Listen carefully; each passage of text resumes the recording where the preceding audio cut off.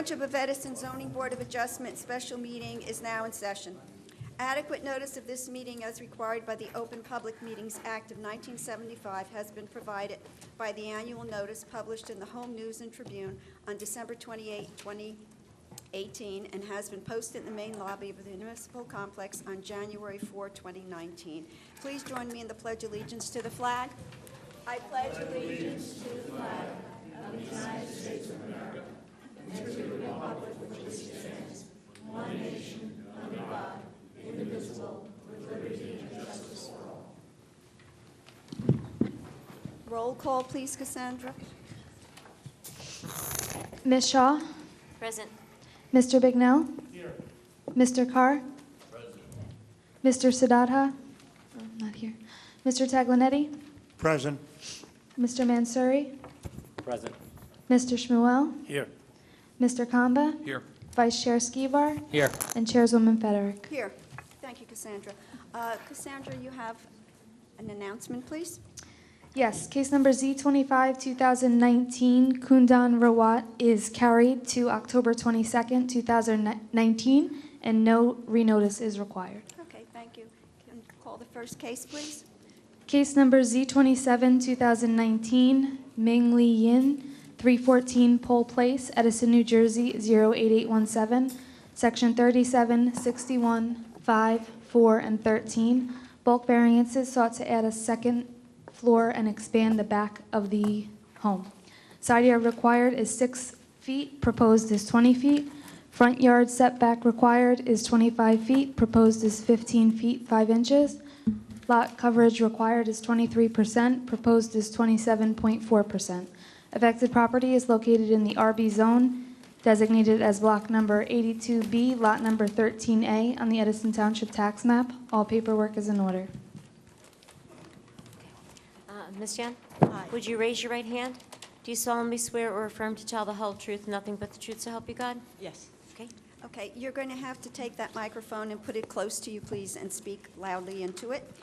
Please tell the board what you want to do and why, please. I want to make the house bigger because right now the condition is not livable. It's many years nobody living in there. It was a foreclosure and it's not living condition again, and we need to expand it. I have a family of 5, 3 daughters and my husband. Okay, fine. Yeah. Does the board have any questions of the applicant? Madam Mr. Chair, is there Tagliametti? someone that can review the drawings with us and tell us exactly what they're building there? I'm sorry, repeat again? Is there someone with you that can tell us and review the drawings? Not really. It's what I presented to the township, and I have it here. I can kind of go over a little bit, like, you know, what's inside, but I can't go like numbers and stuff in details if that's what you're asking for. Madam Chair, my first question would be, the drawing shows a side setback in one place of 15.45. Then it says 25-foot setback on the proposed sheet. It says 20 feet. So I don't know what the side yard setback is. Do you have an answer for that, ma'am?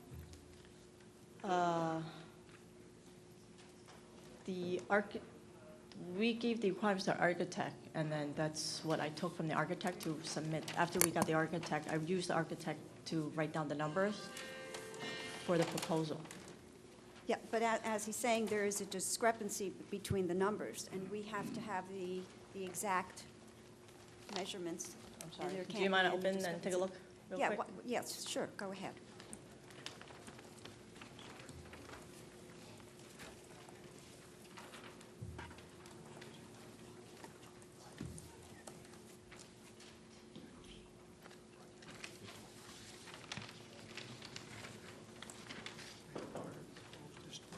I'm sorry, could you repeat your question one more time? Okay.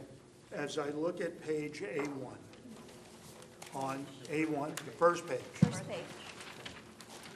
and we look to the right side, there's a dimension that says 25 feet setback, and then just lower than that on the page, it says 15.45.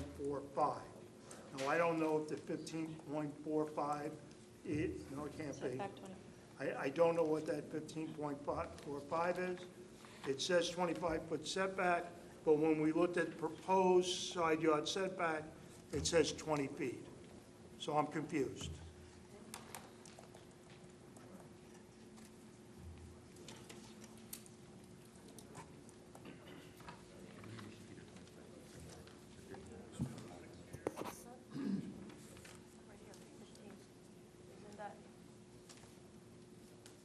Okay.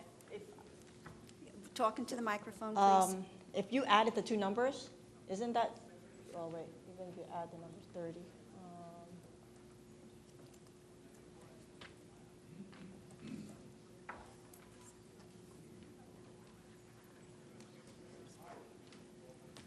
I mean, if you can't answer it, I think the only alternative is that we're going to have to reschedule you, and you're going to have to come back with the person that drew this up for you, because we really have to know, because we're looking at one place that says 25, we're looking at another place that says 15.45, but yet the application says 20. So we have three different sets of numbers, and we just can't have that. We have to have an accurate measurement and description.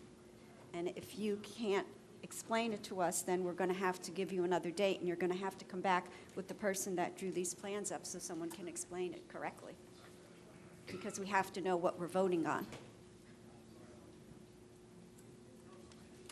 Okay. Okay? You're going to have to come back? Okay. Cassandra?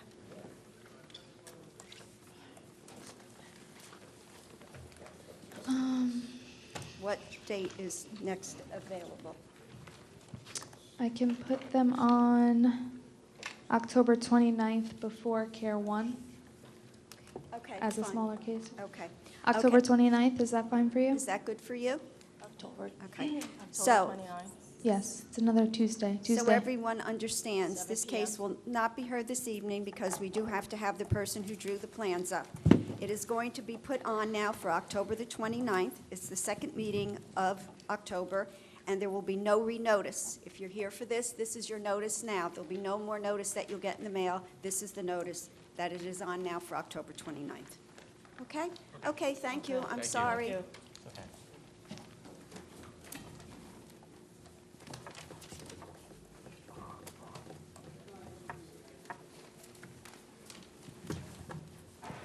Next case.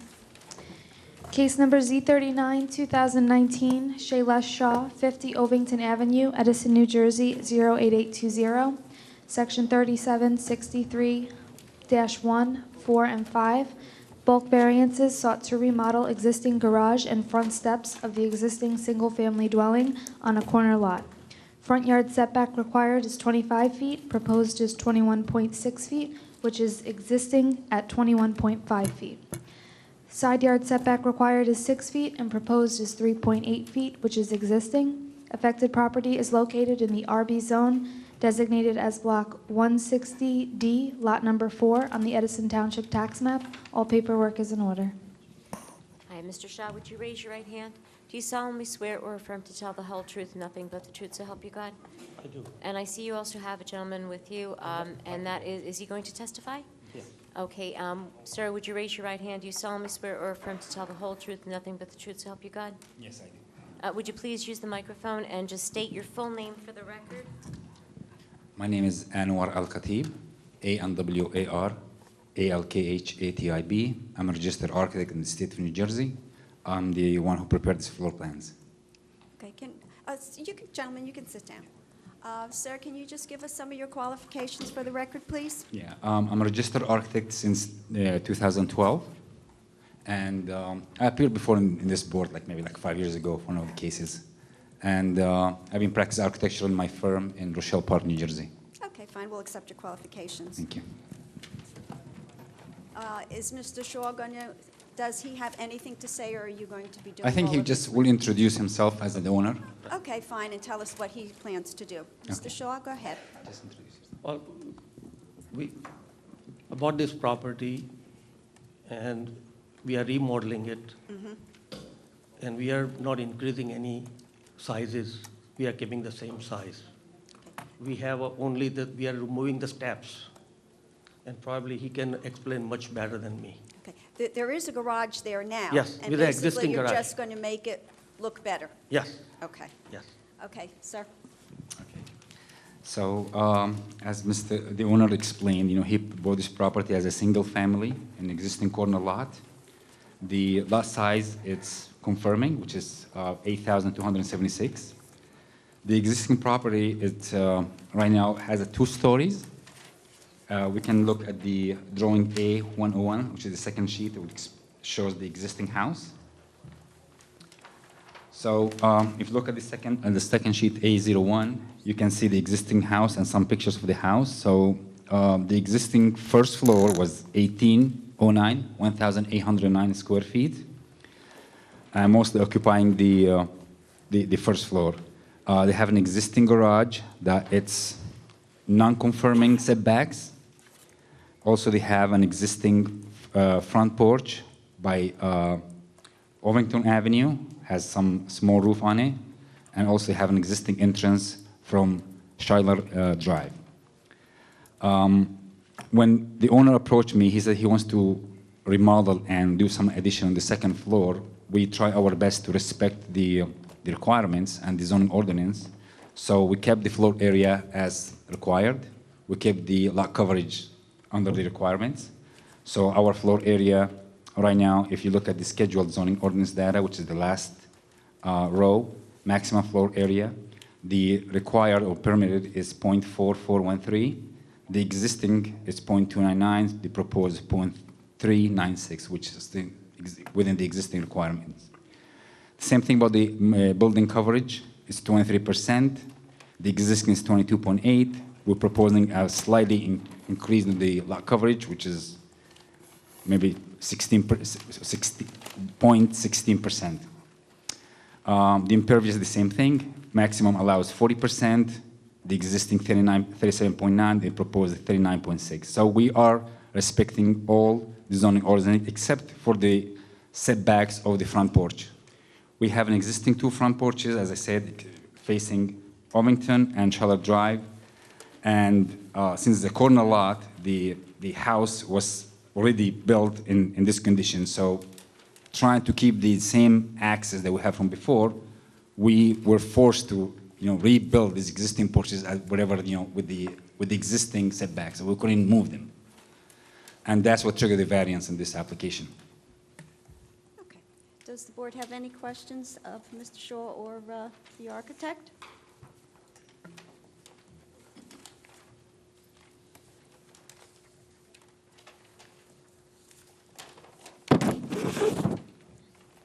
I do. One question. Which porch are you doing? Are you doing the porch that's by the garage? By the garage, we're removing that one. That We're putting it to the middle of the house. If you visit the site, the porch was I like did. a temporary porch Okay, done maybe okay. for just CO. And it was encroaching the driveway, and it was an ugly shape. So we relocated in the middle of the house. If you see, you can take a look at the elevation they're proposing, which is A03. And it shows how sorry, it's A04. Sorry. And it shows how the house will be like more centered now with this porch.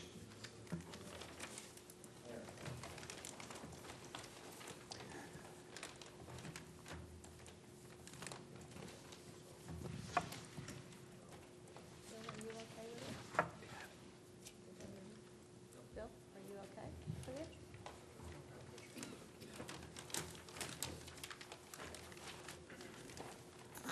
Madam Chair.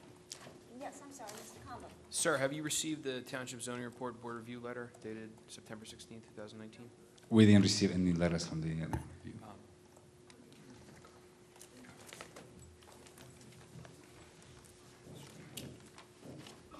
You just want to take a quick moment to review.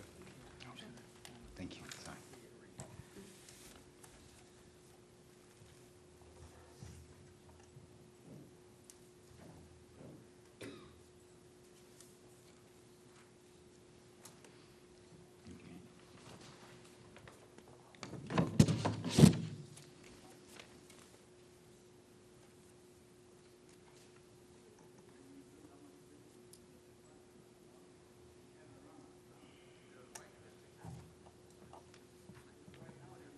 I care about the store management system.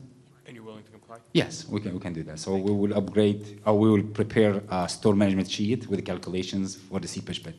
Great, That's fine. thank you very much. Okay, fine, thank you. Any other, Mr. Skibar? I'd just like to reiterate, we're keeping the essential same footprint of the existing dwelling, correct? The building area, yes, Yeah, but the floor area is increased. Right, I just wanted to reiterate. Thank you. Thank you. Okay, any other questions? None? Okay, there being none, I'll go out to the public. Anyone within 200 feet of the property wanting to be heard? Anyone outside of 200 feet of the property wanting to be heard? Okay, there being none, I'll close the case and go to the board, please. Madam Chair, I'd like to Yes. make a motion to approve.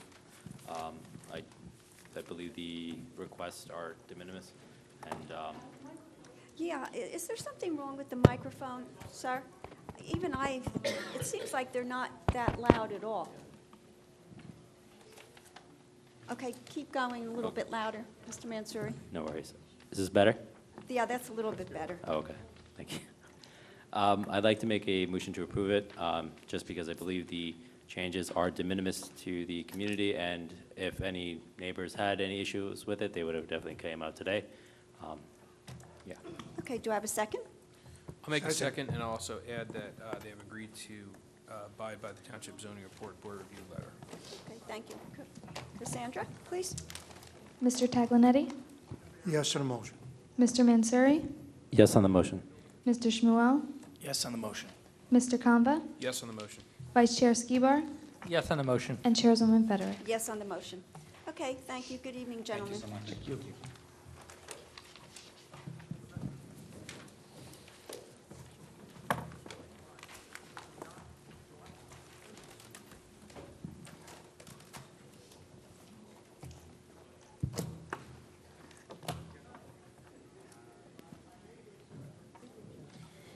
Case number Z37, 2019, Gerald Vince, 267 Hoover Avenue, Edison, New Jersey, Section 37, 63, 1, 10, and 13. Bulk variances sought to construct a 1,847 square foot detached garage. Max coverage of all buildings permitted is 25%, proposed is 32.2%. Max lot coverage of all buildings and pavement permitted is 40%, proposed is 42%. Affected property is located in the RB zone, designated as block number 694F, lot numbers 23 and 24 on the Edison Township tax map. All paperwork is in order. Mr. Vince, would you raise your right hand? Do you solemnly swear or affirm to tell the whole truth, nothing but the truth, so help you God? I do. And please just state your full name for the record and have a seat. Yes, my full name is Gerard C. Vince II. Okay, good evening, Mr. Vince. Good Please evening, te- Madam Chairperson. Please tell the board what you would like to do and why. Sure, there's a garage that exists on a piece of property that I own, 267 Hoover Avenue. The garage is in kind of bad shape. It was built shoddy many years ago. Basically, the walls are held up with aluminum siding. I want to rebuild the garage. I want to knock down the existing garage. I want to remove some impervious cover and basically improve the character of the neighborhood. I would add to, just for the board's edification, that I own the other house, which is 25 Second Street, which is right next door as well. I own, my mother owns house 238 Hoover Avenue, so I'm familiar with the neighborhood. I've grown up there. I would not do anything that was outside of really the zone, and I'm familiar with the ordinance. The proposed construction improves the property and is in more so in better compliance than what's there now, except for one area that's outlined in the proposed plan. So that what I'm requesting is that the board approve the construction of the garage. I just need a little bit more room. You know, cars have gotten bigger, and I'm just requesting that. From the street, you'll see that the height requirement is met at 15 feet. You'll see that the impervious cover is non-conforming at present, and I actually have a reduction as well, and I've went over the plans with my architect. And you'll see that from the street, the way the plan is proposed, it will also view very well and will not be obtrusive to the corner lot. Okay, thank you. Very good presentation, I might say. Thank Does the board have any questions of Mr. Vince? Yes, Mr. Schumer. Mr. Vince, what is the dimensions of the existing garage right now? Dimensions of the existing garage are outlined well,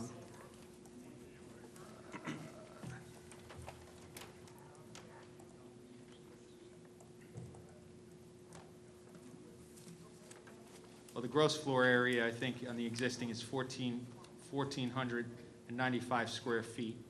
And right now, I'm proposing 1,847 square feet. Is there a specific reason why you're proposing 400 more square feet on that garage? Yes, there is. I'm requesting that because of the fact that basically for room to get for ingress and egress. Also, personally, I have a car collection. I'm a Corvette collector. I have a multitude of cars. So to put things in front without scratching the cars up, without having anything banging into it, it's really necessary, in my mind, especially when I'm going to make that investment in this property, to put something in there that's just a little bit bigger that's going to meet my needs. So I'm requesting it for my own specific needs, which is, you know, to store my cars in there and make sure that they're safe and sound. And it's just too tight. I mean, it just on existing, I've tried it even in my own, you know, in different areas, it just doesn't work. So if I'm going to spend the money, I'm requesting that the board give me a little bit of consideration, allow a little bit of a variance on that and on the one area, just a little bit bigger. Thank you. Any other questions of Mr. Vince? Mr. Skibar? Have you received the Township Zoning Board review letter? I have, yes. And will you comply? I will. Thank you. Any other questions of Mr. Vince? None? Okay, with that, I'll go out to the public. Anyone within 200 feet of the property wanting to be heard? Anyone outside of 200 feet of the property wanting to be heard? There being none, I'll close the case and go to the board, please. Okay, Madam Chair, I will make a motion to approve. Again, I think the requests are reasonable and will provide an improvement for the homeowner. Do I have a second? Second. Sandra, please. Mr. Taglianetti? Yes to the motion. Mr. Mansouri? Yes on the motion. Mr. Shmuel? Yes on the motion. Mr. Kamba? Yes on the motion. Vice Chair Skibar? Yes on the motion. Chairwoman Federick? Yes on the motion. Okay, thank you, Mr. Vince. Thank you so Good much. evening. Thank you, everyone. Case number Z38, 2019, Purvi Parikh, 37 Murray Street, Edison, New Jersey, Section 37, 63, 1, 2, 3, 5, and 10. Bulk and use or D variances sought to expand the existing second floor on an existing non-conforming two-family home on an undersized lot. Lot area required is 7,500 square feet. Existing is 5,000 square feet. Lot width required is 75 feet. Existing is 50 feet. Side yard required is 6 feet. Proposed is 4.8 feet, which is existing. Required building coverage is 23%. Proposed is 23.96 feet. I'm sorry, 23.96%. Affected property is located in the RB zone, designated as block number 353, lot numbers 8 and 9 on the Edison Township tax map. All paperwork is in order. Good evening, Mr. Shire. Thank you. Good evening, Madam Chair, ladies and gentlemen of the board. My name is Bernard Shire with the firm of Convery and Shire, representing the applicants and owners of the property, which is 37 Murray Street, block 353, lots 8 and 9. It's an existing non-conforming two-family residence in the RB zone. The proposal is relatively simple. It's expanding the second floor by raising the ceiling and adding a bedroom. The application will not increase the footprint of the building. The variances that were described are all existing conditions. None of those variances will be increased in violation. The footprint will remain the same. My client's purposes are to make this old structure much more presentable aesthetically. There's a lot of overgrown shrubbery and trees, which he intends to re-landscape the property and make it a much more conforming to the existing neighborhood. I have Mr. Parikh here, along with our architect, and Angelo Vallatudo, who is our planner, although he's also a planner and engineer. And unless there are any preliminary questions, we will be ready to proceed. Okay, Mr. Shire, just one thing, just so it's on record. I know Ms. Shaw spoke to you about this before. Because it's a use, you realize that we only have 6 members of the board here, and it would be your decision whether or not you wanted us to take a vote tonight, because we need 7, and you've decided to go ahead, correct? I understand that, and I appreciate it. I advised my clients, and they have decided they'd like to go forward. Okay, fine, thank you. Okay, you can, All right, I'll call Mr. Parikh. Mr. Parikh, would you raise your right hand? Do you solemnly swear or affirm to tell the whole truth, nothing but the truth, so help you God? I do. And please state your full name for the record. State your full name and spell your last. Sunil J. Parikh, Spell your last. P-A-R-I-K-H. bring the microphone a little bit closer to you, sir, and Sure, ma'am. hate to say shout into it, but sometimes that's what we have to do for it to pick up clearly. Right, Mr. Parikh, your wife and her partner, Ms. Mohanty, are the owners of the property, correct? Correct. And what is the purpose of the application? How long have you, first of all, how long have they owned the property? Since April. And what is the present condition of the property? Right now, it's in very bad condition. You know, the front is bad, the front facade is bad, the landscaping is bad. There are some overgrown trees and shrubs, There are overgrown trees and shrubs out there and as well. it really is not in the same condition as the rest of the neighborhood, correct? Definitely. And what is your purpose in making this application? The purpose of this one is we want to make it look nice, make it to the line to the all other houses in the neighborhood, bring it to the next level, where it can look much better and nicer. Right now is an old, very bad looking front. And you're going to cut back the overgrown trees and shrubs and landscape it appropriately? Definitely, yes. And what are you doing on the second floor? The second floor, we want to lift the roof and add extra bedroom. How high is the ceiling on the second floor presently? I don't remember right now, top of my head. I have to look into that, but it's very. The architect is here to Architect, advise as to that. Yes. But presently, it is not in good condition, I Definitely assume. not. It's very run down right now. All right. Unless there are any questions of Mr. Parikh, I would call our architect. Just one. I notice he's the applicant, but he is not the owner. No, his wife is, and her partner are the owners. They're here. They are here? Yes. Okay, and he's just testifying? He's just testifying. On her behalf. Okay, fine. I assume that's okay, satisfactory, Mr. Shaw? Okay, you can go ahead, Mr. Shire, Actually, with the... beforehand, Yes, I Mr. apologize. Mansouri? Is there someone living in the second floor currently? No, right now, house is totally empty, it's totally run down, it's not livable. Okay, so you yourself do not live there, correct? Nobody's living there. No one's living there? No. Okay, Mr. Shire, go ahead, please. Call the architect. Thank you.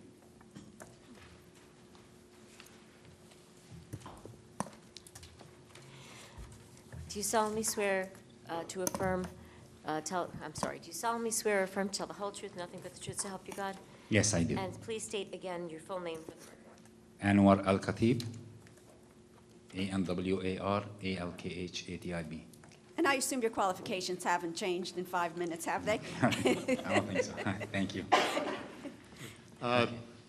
You were hired by the applicant and owners to prepare the architectural plans for this project, correct? Yes, I do. And I assume you've been at the site on several occasions? Yes. Could you please just tell the board briefly the present condition of the building? So the existing building is a two-family house right now located on undersized lot. It's 50 by 100. I know that the requirement is to be 75 by 100. And basically, it's a small two-family. You have first floor, which is typically a full-size floor. We have a full ceiling there. The bedrooms are in bad shape, but they are livable. The problem that we have in this building is the second floor, which is the second apartment right now. And you go up the stairs to the second floor, you will basically accessing a low dormer, not at a full floor. So you can look at the drawing number A01, which is the existing conditions. Shows that the existing first floor has a square space, which is in good shape, as layout, but of course needs to be renovated. But the second floor, going up from that stair to the second floor, we end up having a small dormer look floor with a small kitchen, living room, with a minimum height ceiling. the maximum height you can get because it slopes down is 7 feet. It drops down to like around 5 feet in some locations. So as a second apartment, it's not a good place to live. So the owner, approached me to do something about this property, and our suggestion was to just enlarge the second floor. Right. Now, in enlarging the second floor, Mr. Parikh said you're going to raise the ceiling and add an addition for a bedroom. Is that correct? That's correct, yes. And that will create a much more appropriate living space. That's correct. Now, the bulk violations that are presently existing, those are not being changed at all. The footprint of the building is not being enlarged in any way. Basically, even like the second floor addition, we try to respect the existing, the requirements, and we've set it back an extra foot and 4 inches. If you look at the site plan, the new addition is set back to 6 feet. If you look at the right side of the setbacks, the existing setback was non-conforming. It was 4'8". We push it back to comply with the setbacks. And from an architectural standpoint, this will be a much more attractive looking building than as presently exists, correct? Of course, it will be. He was wishing to have the existing non-conforming to be continued, but we're trying to have more space. In that case, the building looks much pleasant. And the proposal to cut back the overgrown trees and shrubs and re-landscape will also improve the visual aspect of this building also, correct? That's and correct. Will that bring it more in conformance with the neighborhood surrounding the project? That's correct, yes. I have no other questions. Does the board have any questions? Yes, Mr. One Cavalletti? quick question. I believe I see it, but just to confirm it, the second floor, you'll have at least one egress window, correct? On the second floor, Yes. I will have more than one egress. At least one, right? At least, yes. Yeah, At least, yeah. that's all we need. Thank you. Any other questions of the architect? None? Okay, Mr. Shire, Call moving Mr. along. Angelo Vallatudo. Okay. Thank you.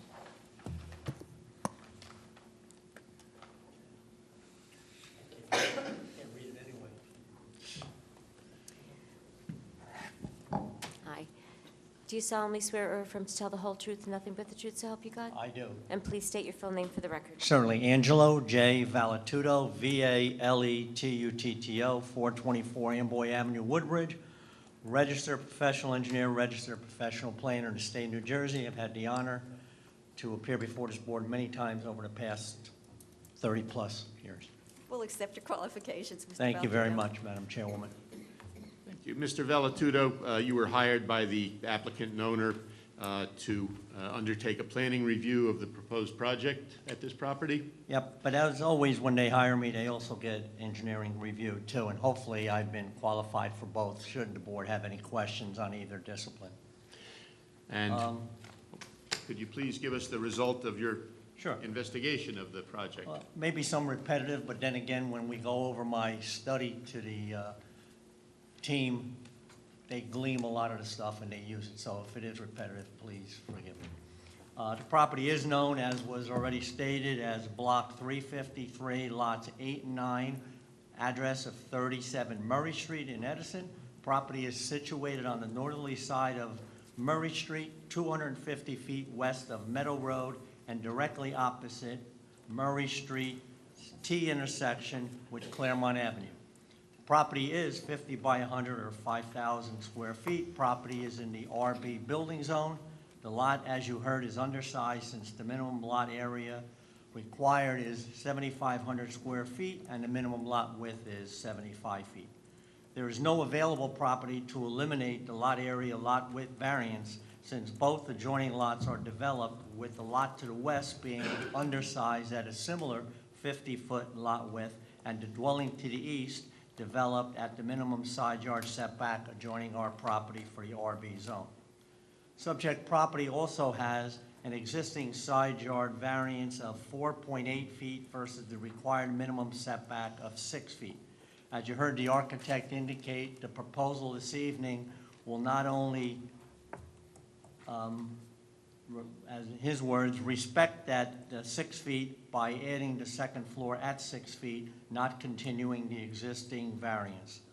Subject property has an impervious coverage variance of 54.46% versus a 40% maximum. Again, an existing condition. The lot coverage for the subject property is 23.96% versus 23% maximum permitted. Again, an existing condition. Each of these bulk variances are not intensified as part of the application and will remain as they are whether this application is approved or denied. Subject property is, as you heard, a pre-existing non-conforming use. The applicant is expanding the second half-story floor and construct the full second floor that will expand the second floor from a one-bedroom to a two-bedroom unit while improving, expanding the existing bedroom, kitchen, living room, and dining room. While expanding the non-conforming use, we offer it to be more technical approval in nature for two reasons. Number one, the expansion is within the existing footprint, and number two, the additional bedroom does not require an additional parking space. 3 spaces are currently required based on the bedroom count of 3 in the first floor and 1 on the second. For the total, when we add the second bedroom, would be 3.5 as required for the RSIS standard. However, as the board is aware, under RSIS, anything 0.5 or below gets dropped so that the 3 that are required will remain the required amount should this application be approved with the additional bedroom.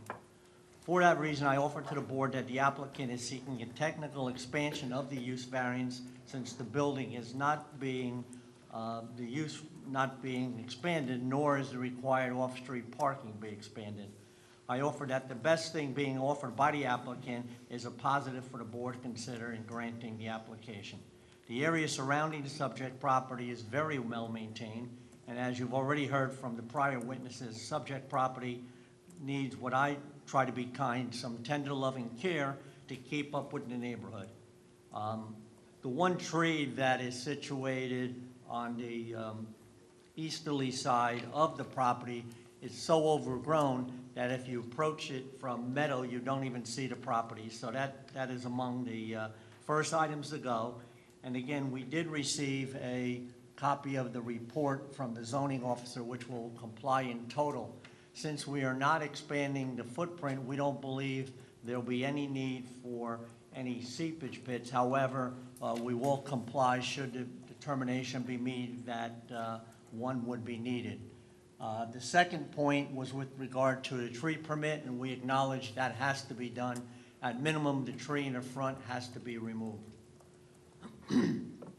I also offer under the Municipal Land Use Law 40:55D-2 is advanced by letter C to provide adequate light, and open space, since there's no change to the building's footprint, and what we're proposing with the second floor addition is not creating any bulk variances.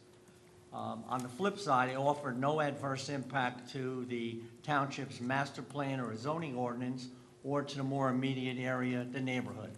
For these reasons, I offer that the board would have the ability to grant the approval for the reasons so testified throughout our presentation.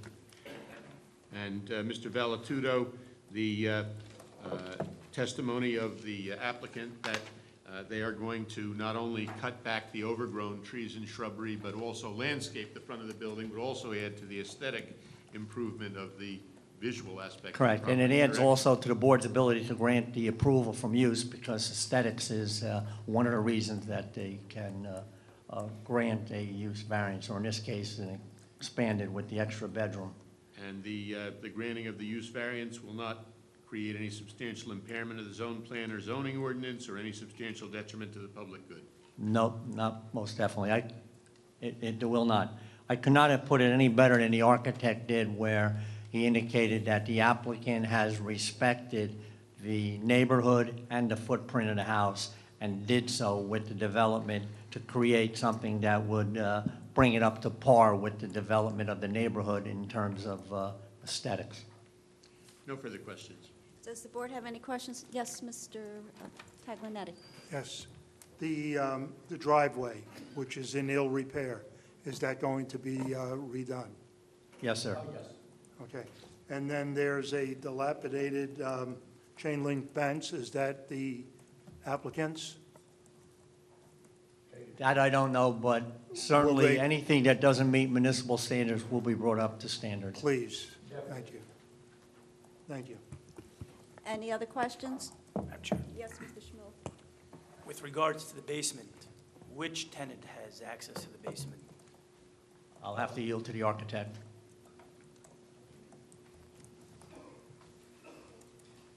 Pick up the microphone, please.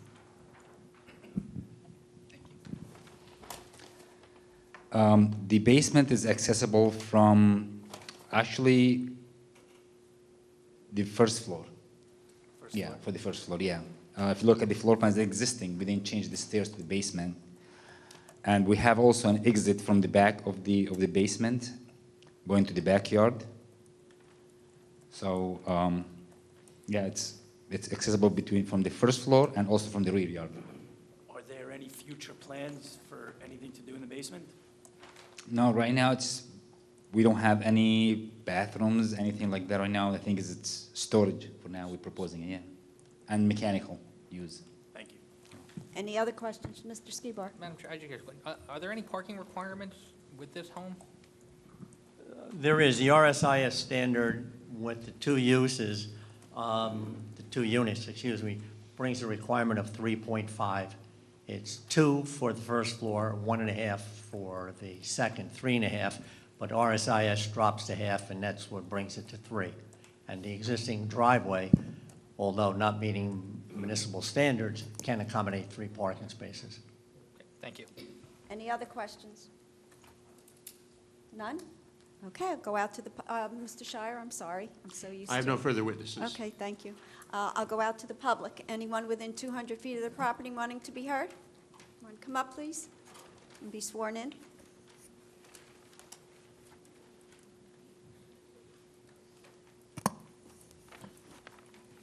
Would you raise your right hand? Do you solemnly swear or affirm to tell the whole truth, nothing but the truth, so help you God? I do. Would you please state your full name for the record, including your address? Paula Guyard, 33 Murray Street, Edison, New Jersey. Okay, looking at the house, you are to the right or left? I forget I'm which to the way left. I forget which way the numbers go. Okay, what would you like to tell us, ma'am? This home has been vacant for many, many, many years. We have lived there through many tenants renting the said home. Owners have not lived in that home for many years. It's always been rented. So we've gone from one rentee to another.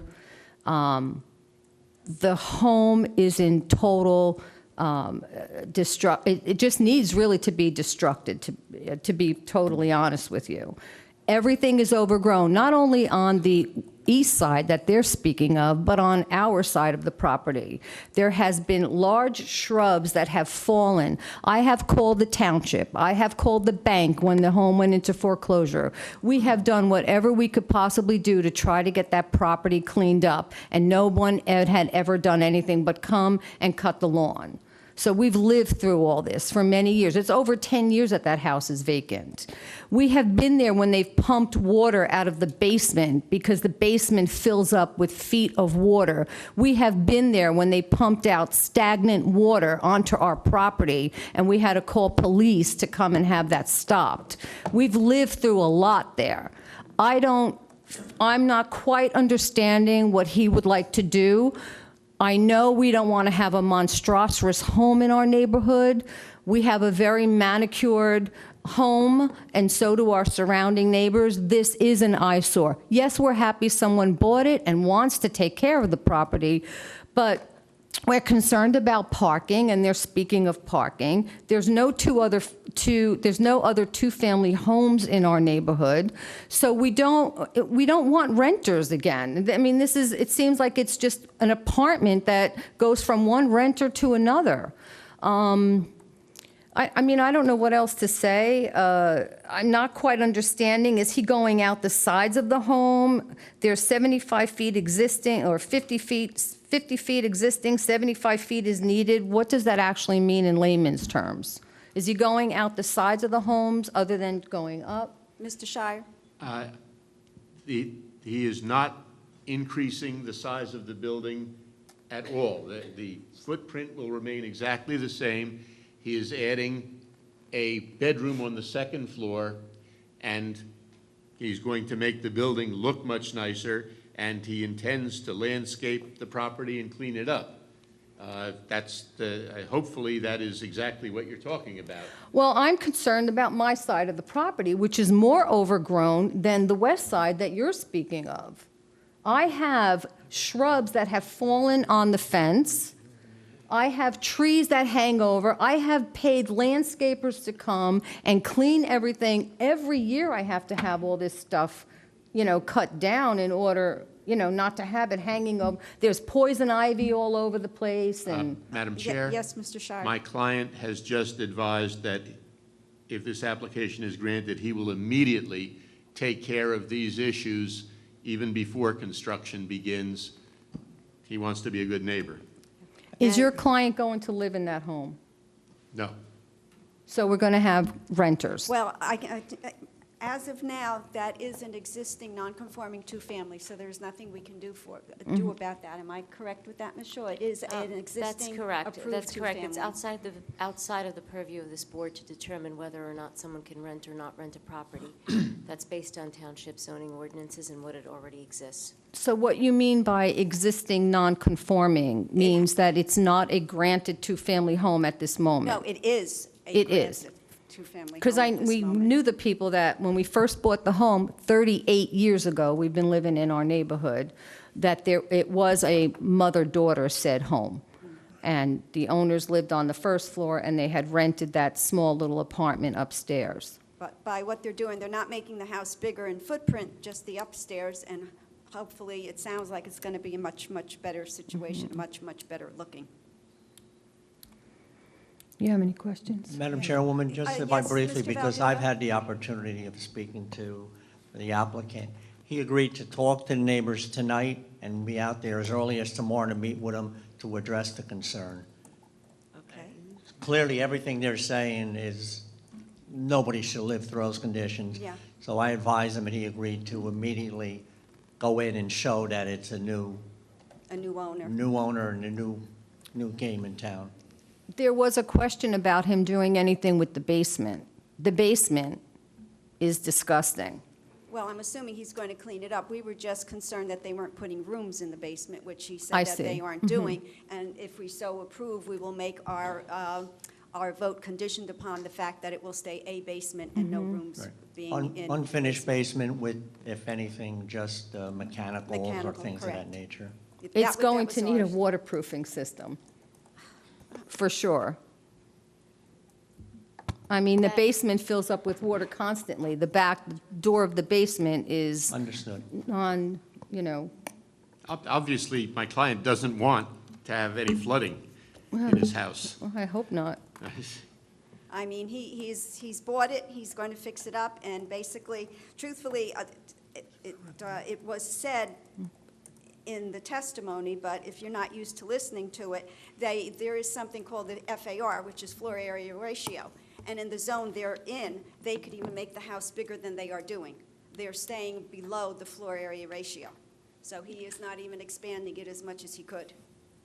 Because, as he said, he wants it to blend in with the rest of the neighborhood. And we already also talked about, Madam Chairwoman, the repair of the driveway. The other gentleman about the fencing, and with regard to the landscaping in the back, like I said, I asked if he can commit to meet with you as early as tomorrow. He said yes, he'd like to talk to you a few moments and schedule for something at your earliest convenience and start taking down all that, because no one should live with that for 10 minutes, let alone 10 years. Yeah, it's been longer than 10 years. I don't even let my little granddaughter go in the yard because I'm afraid of all the poison ivy that's growing all over the fence from that side of the house. Okay, And so- other people have thrown things over the fence and Okay, dumped so in there. since we have heard what you said, and since he is willing to meet with you, I'm assuming he will meet with you, and everything will be worked out.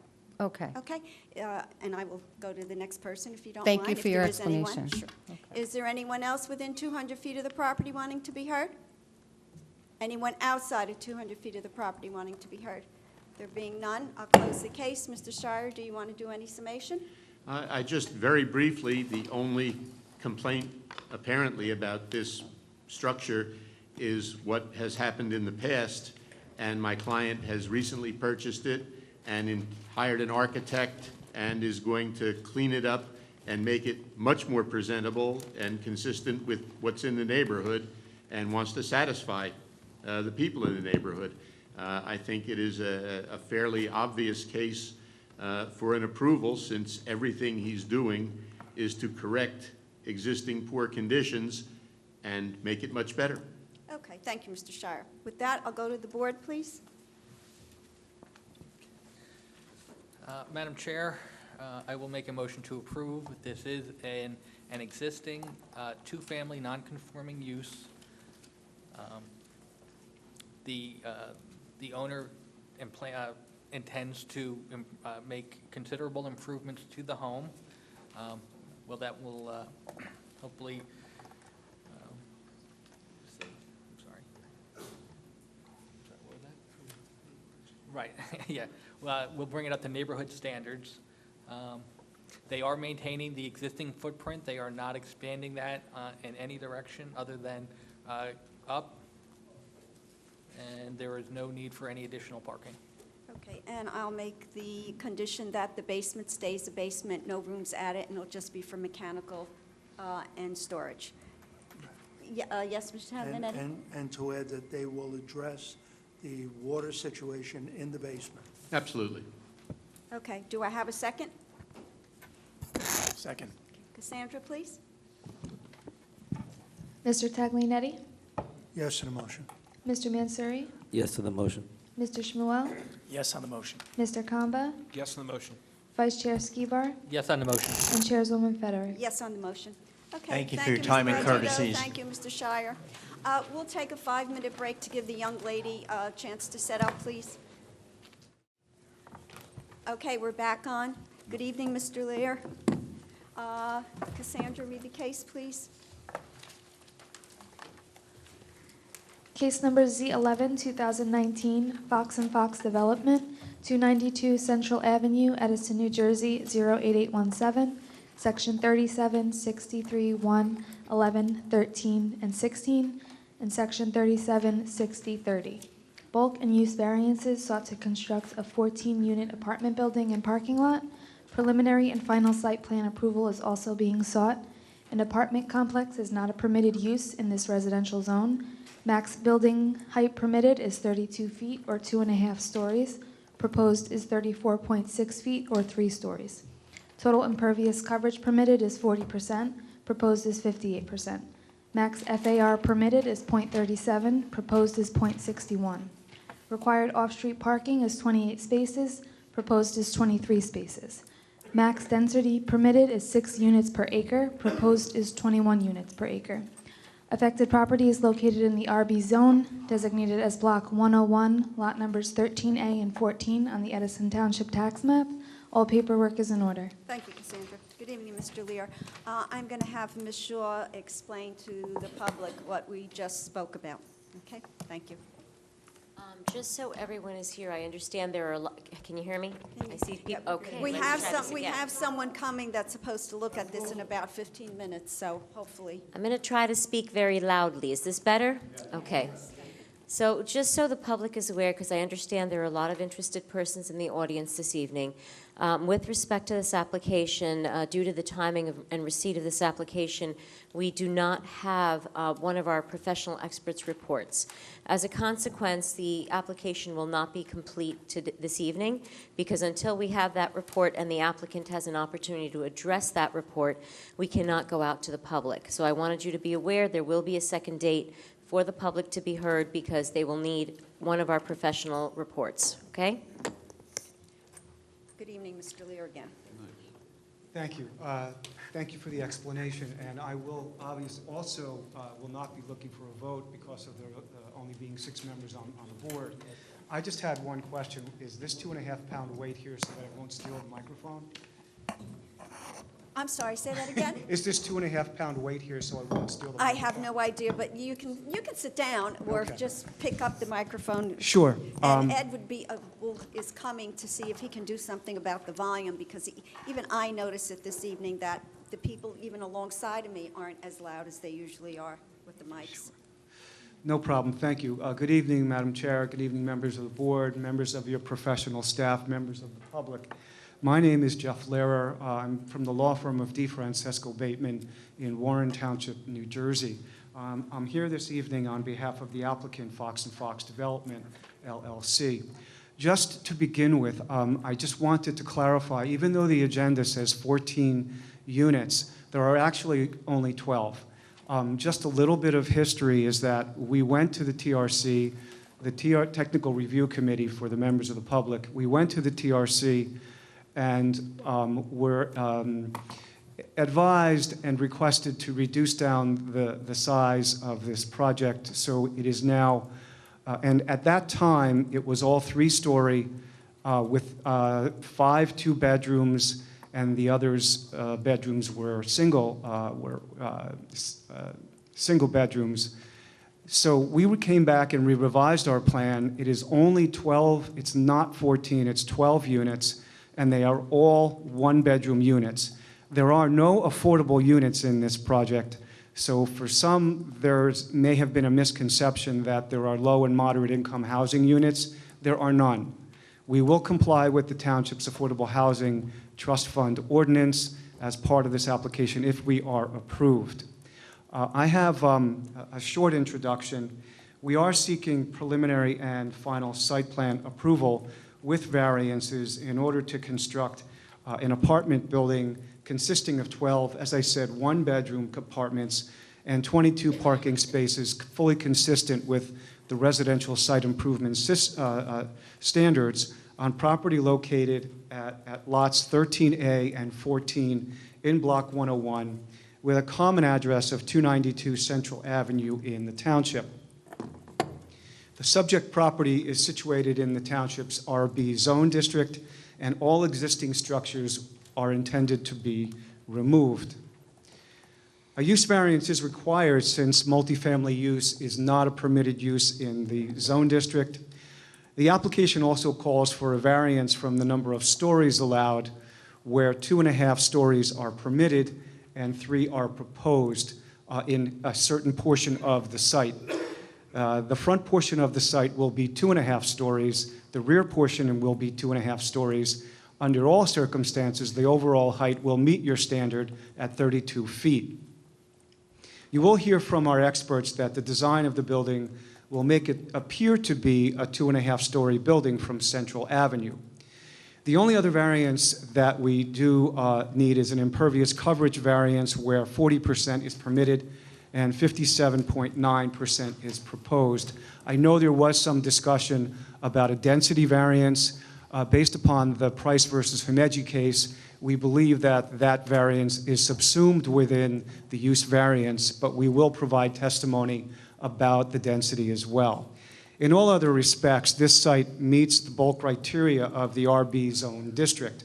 Through testimony this evening, you will hear that, number one, this site is within walking distance, about 1,100 feet, to the Edison train station, thereby promoting the concept of transportation-oriented development. Number two, all of the units will be 1-bedroom units, thereby eliminating the impact on the school district, while single-family homes most certainly might have such an impact. 3, there are at least 2 other multifamily developments within the surrounding area. And 4, there will be no notable impact on the traffic in the area based upon the testimony you will hear from our traffic expert. It should be noted that this application began, as I said, with 14 units, but based upon the recommendation, as I repeated, we are now down to 12 units, all 1-bedroom. I have 4 witnesses this evening: Paul Fletcher, our site engineer, Jeff Kraft, an LPS who will testify, is also an employee of Fox & Fox, but will testify about architecture. Jared Dinnan from Atlantic Traffic to discuss traffic and on-site circulation. And lastly, Keenan Hughes from Clark Caton Hints to discuss the planning aspects of this application. So without further ado, first I'd like to confirm that jurisdiction is properly laid before this board and that all proper notices have been provided. That is correct. Thank you. I will start with Mr. Fletcher.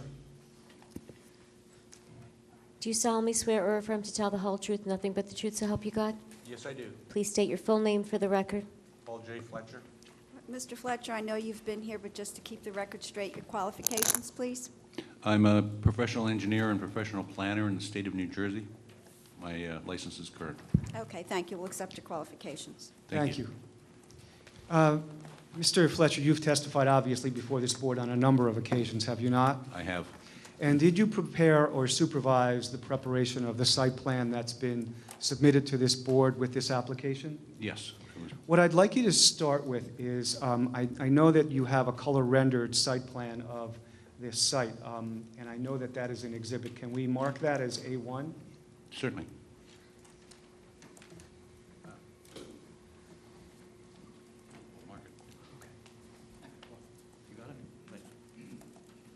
Just put today's date on that, Mr. Kraft. What I'd like you to do, Mr. Fletcher, is just start by describing the existing conditions and then move on to what is proposed. Certainly.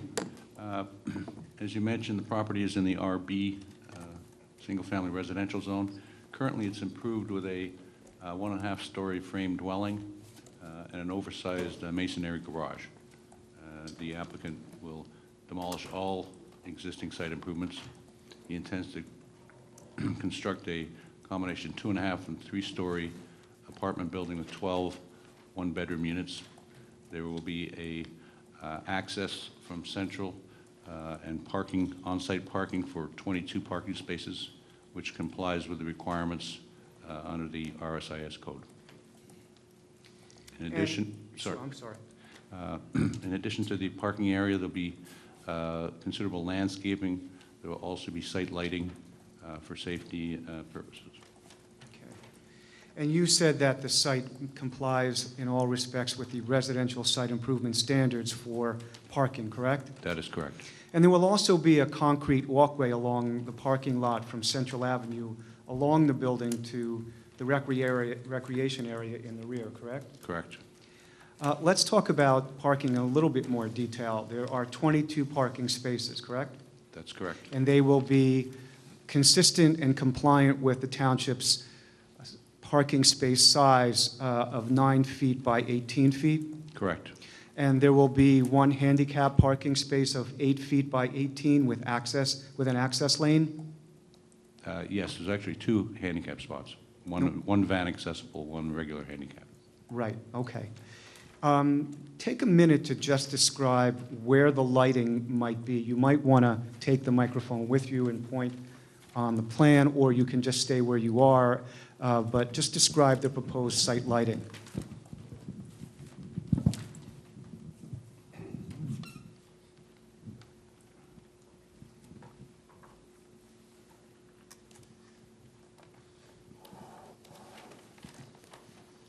The site lighting will be located, one light at the east side of the parking area and 2 lights along the westerly side.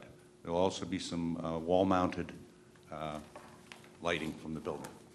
And all of the lighting is compliant with the township's code in terms of ISO-lux and all of the standards, correct? Yes, and also for shielding for off-site spillage. We're also proposing a monument sign, correct? That is correct. And will that be a double-sided, non-illuminated sign? Yes. Do you think that the monument sign, there was some discussion in Mr. Bignell's report about the need for that identification sign, that ground-mounted sign, and maybe you could just tell us why you think that's important.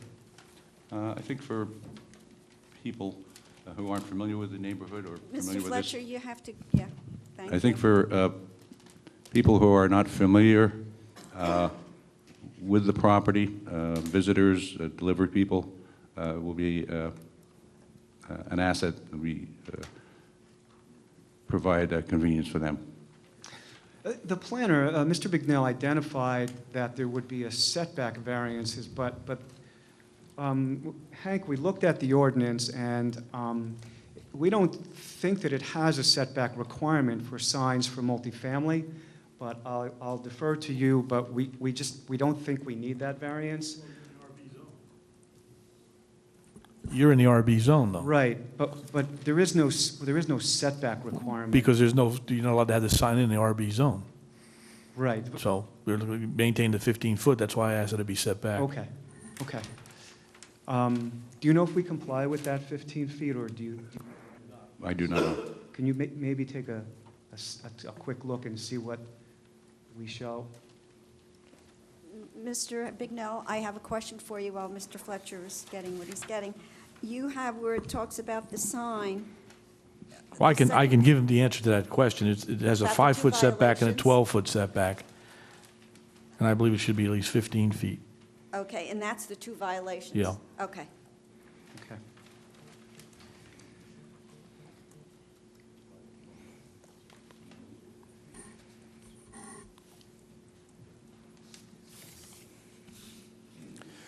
Madam Chair, Yes, Mr. Bignell. personally, I don't believe that they need the sign. They can put a little, some identification on the building. The sign really doesn't need to be there, and the less intrusive into a residential neighborhood, the better. So that's the reason why I did a comment. Okay. Madam Chair, why don't we, I'm sorry. Go on. I was just going to confirm what Mr. Vignell said. Indeed, on the plans, it's shown as 5 foot from the front yard, from the right-of-way, and 12 from the side. The applicant has indicated he'd be prepared to move it to 15 and 15. Okay, would the applicant be prepared not to have a sign at all? Because I think I tend to agree with Mr. Bignell. It probably would be less intrusive to the neighborhood if this were granted to Madam Chair, have a sign there. if you don't mind, let's keep that as a placeholder. And Okay. let's just move on, and we'll keep that as a placeholder. Okay. Mr. Fletcher, can you tell us what's being proposed with regard to landscaping and buffering?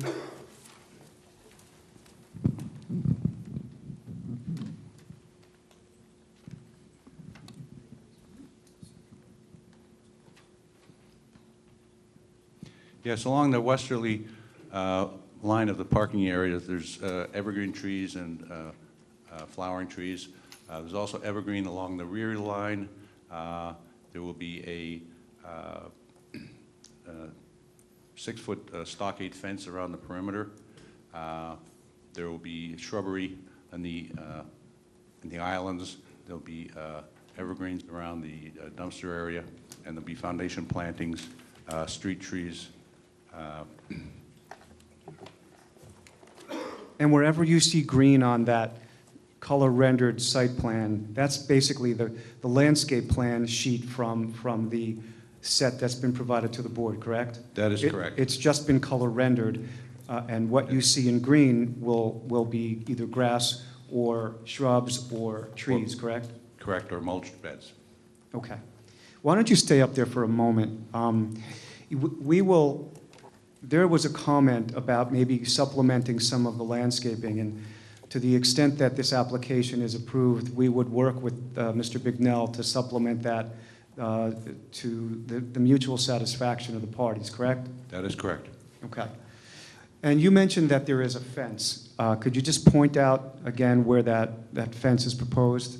It'll go from the front of the building along the east property line, across the rear property line, and there's an existing vinyl fence along the west property line. So we're replacing an existing stockade fence and replacing it with a 6-foot PVC vinyl fence along the rear and side yard, correct? That is correct, 6 foot solid. Madam Okay. Chair? Yes, If Mr. I could Bignell? ask a question. Sure, go ahead. Who owns the fence on the western property line? My concern is if they take that fence down, there'd be no fencing there at that point. I don't like to see fence on fence, but it still screens the property. We can't have that. You're not sworn in, and it's not out to the public yet, so. I'm sorry, I lost my train of thought. Yeah, my Mr. question is, Bignell? the fencing that they're talking about on the western property line doesn't belong to them. So the Oh. board needs to kind of consider that as they, hear this application. Okay. All right? Okay. I'll Thank just you. put that also as a placeholder to talk about the fence on the western side. Don't go anywhere. Mr. Fletcher, what about the retaining wall? Yes, there's a low retaining wall along the westerly side of the property, going from about the middle of the parking area up into the front yard. And just identify with your finger, if you might, where the trash enclosure is. It's behind the building, back here. And point with your finger where the bike rack is. Right near the trash enclosure. Okay. And so let's talk about trash removal. A trash vehicle will actually pull backward into the site, unload, load the garbage, and then pull out straight, correct? Mr. Bignell, I see Yeah. you moving. Can you explain that a little bit better? You're going to back into the site, so you're going to back into the whole parking lot, or you're going to pull in and back, make a K-turn? They're going to backing off Central, load up. How long a distance is that? It's about 125 feet. It's 219 is the total length. Yeah, so you're going to be, if it's 219 feet, that you're going to back up 200 to the garbage truck? That's what the waste disposal people have told us, yes. And is it going to be beeping the whole time? That was my next question. I'm sorry, Mr. Bignell. I'm sure we could arrange for it Yeah. not to be. Well, you can't turn it off the truck. Madam Chair. The only thing you can do is do garbage pickup, like when it's not bothering people, 4 o'clock in the morning, that's all. Right. We always have, because Fox and Fox manages their own site, they can always identify the time when they can bring the hauler in. Yeah, that's the reason why I'm bringing it up, that's the reason. Right. But I'm still concerned about backing in. Couldn't you get a front loader type of car and they can pull in and just gonna make a U-turn and pull back out? I mean. It is a possibility. Yeah, and it seems like a tough maneuver for a guy, Yeah. with cars parked in the lot and stuff. Yeah, we'll explore that a little deeper, but we can do that, but we just thought it would be more efficient to do it the one where the hauler said he had no issue with backing all the way back in a backward fashion and then making the turn. But we can work with Mr. Carr to make sure that's functional to both the residents and Yeah. to the board. And my last question on a dumpster, are they self-closing gates? Because that doesn't indicate on a site plan. We asked that they be self-closing, so we don't see the dumpsters. Self-closing. Good, thank you. We have yet to receive Mr. Carr's report, so we have to put a placeholder on that as well. But once we do, Mr. Fletcher, we will call you up. I wanted you to just stay there and talk about stormwater drainage and how that is going to be functioning, because it doesn't really show you that everything is underground. Certainly, the stormwater management system that's been designed will be underground. There will be a number of various inlets connecting to a recharge chamber under the parking lot. There will also be one in the front yard, which will capture some of the water from the driveway. Those two basins will be interconnected, so they will function as one detention system. It's been, we're complying with the stormwater management regulations under the Edison ordinance. We've calculated the required volume that's needed, and we're actually providing 27% more volume. And what that means is that you've over-designed this system so that it will not present a problem to any of the neighbors. That's correct. And you comply with the 3-inch storm requirement. It's not 3-year, it's 3-inch storm requirement, correct? That's correct. All right. So rather than providing for what would be required as 2,723 cubic feet, the system's been designed to provide 3,728 cubic feet of storage, correct? That's correct. Which is a 27% over-design. Yes. Okay. Madam Chair, I really have nothing further for Mr. Fletcher because we don't have Mr. Carr's report yet. Right. Let me just see if the board has any questions at this point. Does the board have any questions of Mr. Fletcher? Excuse me, Mr. Fletcher? None. Okay, Mr. Lear, we can move forward. Thank you. I'm going to proceed with Mr. Kraft.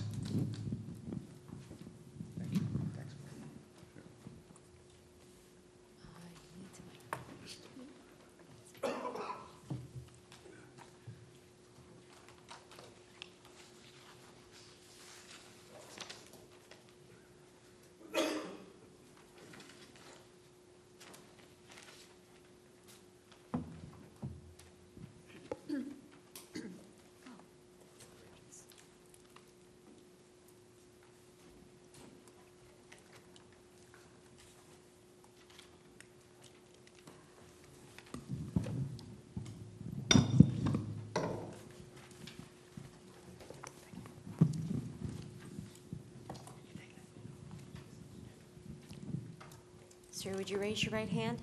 Do you solemnly swear or affirm to tell the whole truth, nothing but the truth, so help you God? I do. Please state your full name for the record. And Jeffrey Kraft? Mr. Kraft, you are not an architect, but you are a planner, professional planner, and also a licensed professional surveyor, are you not? That is correct, yes. And you also hold a position with Fox & Fox Development, is that correct? Yes, I do. And what is that position? Pretty much responsible for supervising and overseeing all the survey-related work, planning aspects, work with the architect in designing buildings to fit the property, and I'm also involved in various aspects of construction. Mr. Lear, excuse me, is he going to be testifying as the planner or as the employee of Fox & Fox? He's testifying as an employee. Our architect could not make it this evening. Okay. But Mr. Kraft knows enough about it. You can accept whatever weight you want to put on his testimony, but he's not an architect. Okay, fine. And you're intimately familiar with all the aspects of the project from beginning to end, are you not? Yes, I am. And you're familiar with the architectural renderings and floor plans prepared by Mark Marcial, the architect for this development, are you not? Again, yes, I am. And you actually worked with Mr. Marcial on the architecture, correct? Yes, I did. So you're comfortable testifying about these items in light of Mr. Marcial's absence, correct? Yes, I am. Can you briefly describe the renderings that were prepared by Mr. Marcial?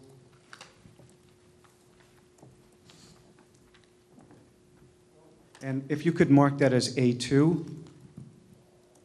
And this, did you want to distribute some plans to the board members? Do you have copies? Yes. You have them. Is that the 14 units or the 12 units? Because I just want to make sure it's the 12 units. 12. It's 12, okay. Mr. Shmuel says Then you 12. already have those. I can't see the small printing with my glasses. Okay. Okay, so this is the same plan mounted that you have before you on the board there. Still mark this as A2? Yes.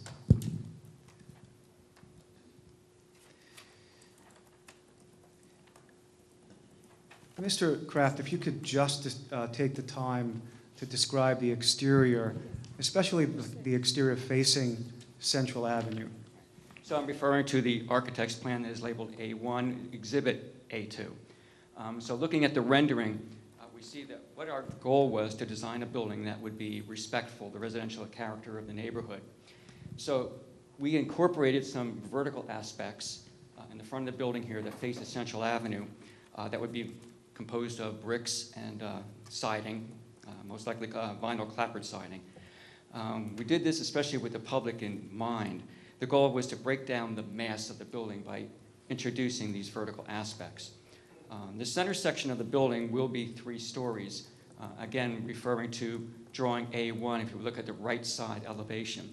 So in the front of the building that faces Central Avenue, it will have the appearance of being a 2.5-story building. As you enter into the parking lot, the center section will be a 3-story building, but meeting the maximum height requirement of 32 feet for the zone. And then the rear portion of the building will again have the appearance of 2.5 stories. The exterior materials will consist of brick, as I mentioned before, complemented with vinyl clapboard. We'll have low maintenance vinyl windows, soffits and trim, aluminum fascia, and the color palette for the siding will certainly be compatible with the neighborhood. The brick is actually real brick, correct? Yes, it will be real brick. It's not just glued on brick, it's real brick. And now referring to the architectural plan A3, label this Exhibit A3.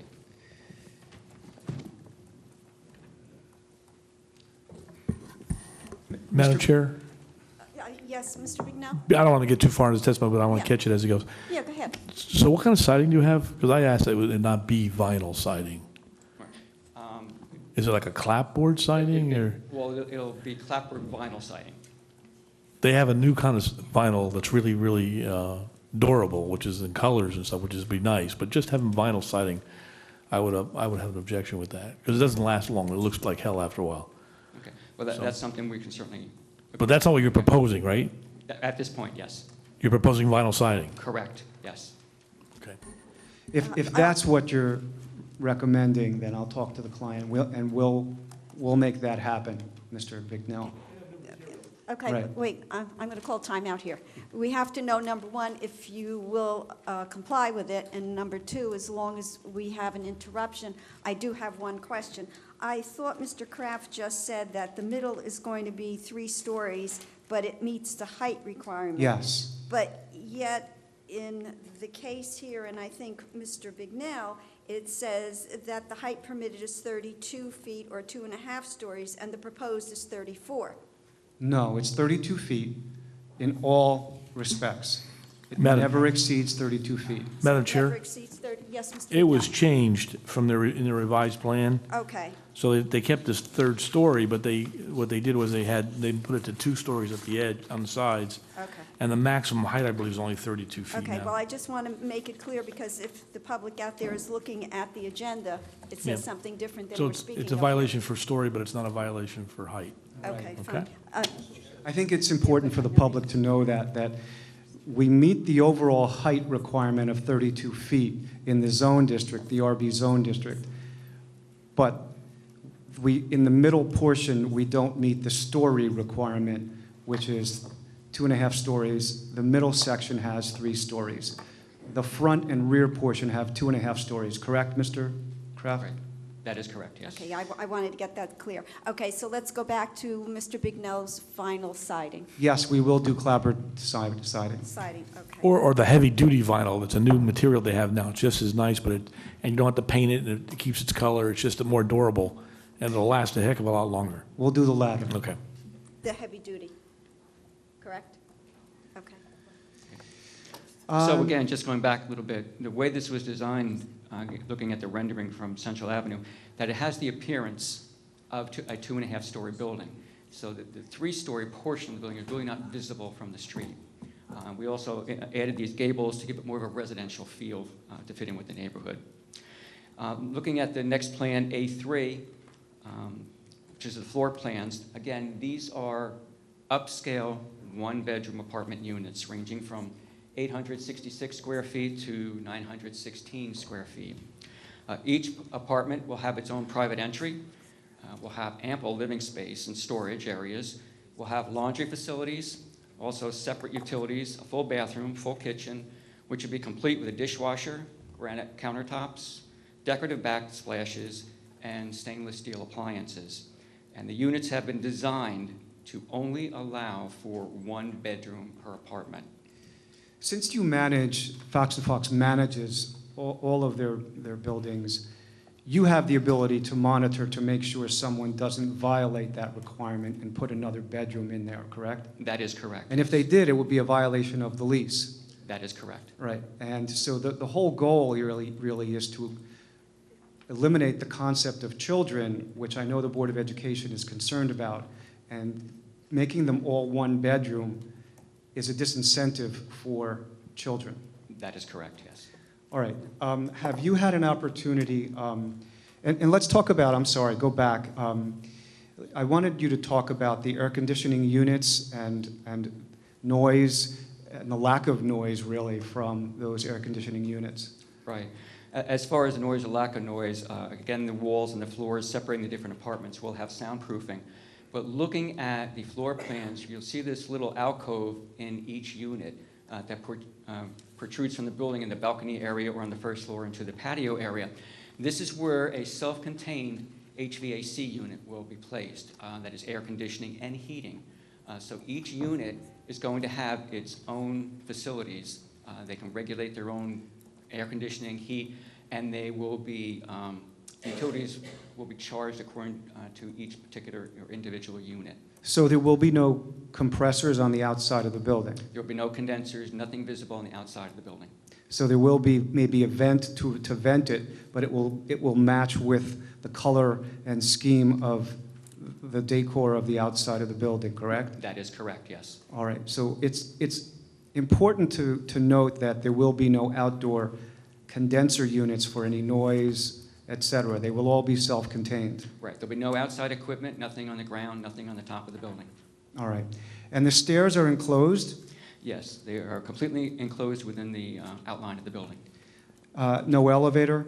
No elevator, and the building will be sprinklered for fire safety. Okay. Madam Chair, Yes, Mr. Bignell? another question for you, is an architectural question. Where's the meters going to be? Are they going to be, is there going to be a heated meter room inside the building? Yes, there will. I'm sorry. Because Middlesex Water is putting these ridiculously ugly boxes on the front yard of the property, and that's not something that we're Is that going called to the be hot happy box about. that I'm hearing about? Yes, it's obscene, but it's like, it just makes the whole front of the property look ridiculous. And that's to make it so that the water doesn't freeze in the wintertime or something? I think it's so they don't have to get out of their Yeah. truck. I don't know. But I think if you need to talk to the water company, because that's a site plan issue that's going to have to be addressed by the board, not just plopped in any front yard space that's available. So the question is, we would have to work with the water company on that hot box I think they have their own landscaping requirements that you have to landscape it.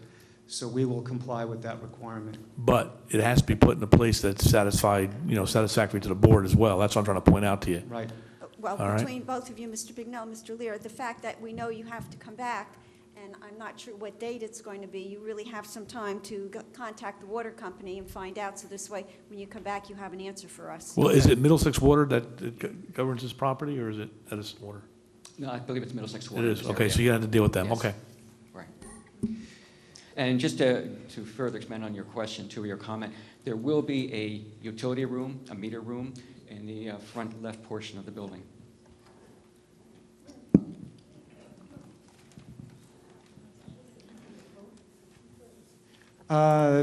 Mr. Kraft, do you have an opinion with respect to the comment made by Mr. Bignell about the monument sign? I know you said you can comply with it, with the requirement on the setback, but do you have an opinion about that in your experience, about whether just placing something on the building to identify it will be a better option than a monument sign? Right, we gave this matter a lot of consideration. There's two things we're looking at. Placing it on the building, it's not as visible to someone that's coming to visit the site as if it were perpendicular to the street. The other thing is that there is an apartment building right next door, so we wanted to be able to identify our development, our complex, as opposed to the one that's directly next door. Yeah, again, it's a placeholder that we have to ultimately work out, but I just wanted to hear his opinion about it, since he's been doing this, and you've been doing it for a long time, so we have to come back to that issue. I don't have anything further for Mr. Kraft, unless you have anything further to add. I'm pretty much done. Okay. I know. Mr. Lear, are you finished with Mr. Kraft? Yes. Okay, I have a board member that has a question that I know he has, and then I'll find out if the board has any other questions. Mr. Schmuel. Thank you, Madam Chair. Mr. Kraft, I don't see elevation of the height of the building. I only see bird's eye. What is the various heights on the floors, the first, second, and third floor? Ceiling heights. If you look at A1, Yes. okay, we showed the front elevation, you have the heights there. Those are going to be carried throughout the building. So basically, we're going to have the same roof line from front to back. So what is the ceiling height on the first floor? Because I can barely see that. 29 foot, 4 inches. Oh, the first floor. 29 I'm sorry, you said the first floor? Yeah. I'm sorry, I looked at the third floor. That's a big story. They've got the top of the subfloor on the second floor at 10.7, so it will be, we're going to have 8-inch ceilings. 8-foot ceilings. And the second floor? Same, Third? same. And total height of the building again, please? 32 feet. 32 feet. Mr. Taglinetti? Mr. Kraft, I know we've talked about the 32 feet being the total height of the building. I look at your application, it says proposed 3 stories, 34.6. That would have to be adjusted, I assume. Yes, that was a previous application. We have since amended the plans to comply with the 32-foot height requirement. Mr. Bignell, does that show on your plans, or since they have to come back, should they be coming back with revised plans? Well, the most recent one I got still shows the 34, but I guess it certainly can just be amended on their application. On the application or on the, how about the plans? Well, their plans are amended. Okay. But the paperwork isn't. But the paper is Yeah. not, okay. So that's something that has to be taken care of. Any other questions of Mr. Kraft? Yes, Madam Chair, Mr. Skipper. just I guess to clarify, the height is not necessarily the issue, is it the 3 stories that's the issue here? Is the fact that there's 3 stories? Yes, not that is permitted? correct, because the zoning only allows for 2.5-story with a maximum height of 32 feet. So we're meeting the 32-foot height requirement, but we're asking for 3 stories as opposed to 2.5. Okay, thank you. In a portion of the building? In a portion, yes, the center portion of the building. Mr. Taglinetti? Just one more thing. Sure. It may be a CAD error when you were drawing, but if you look at the second floor left-hand side, there's no door into apartment 2D.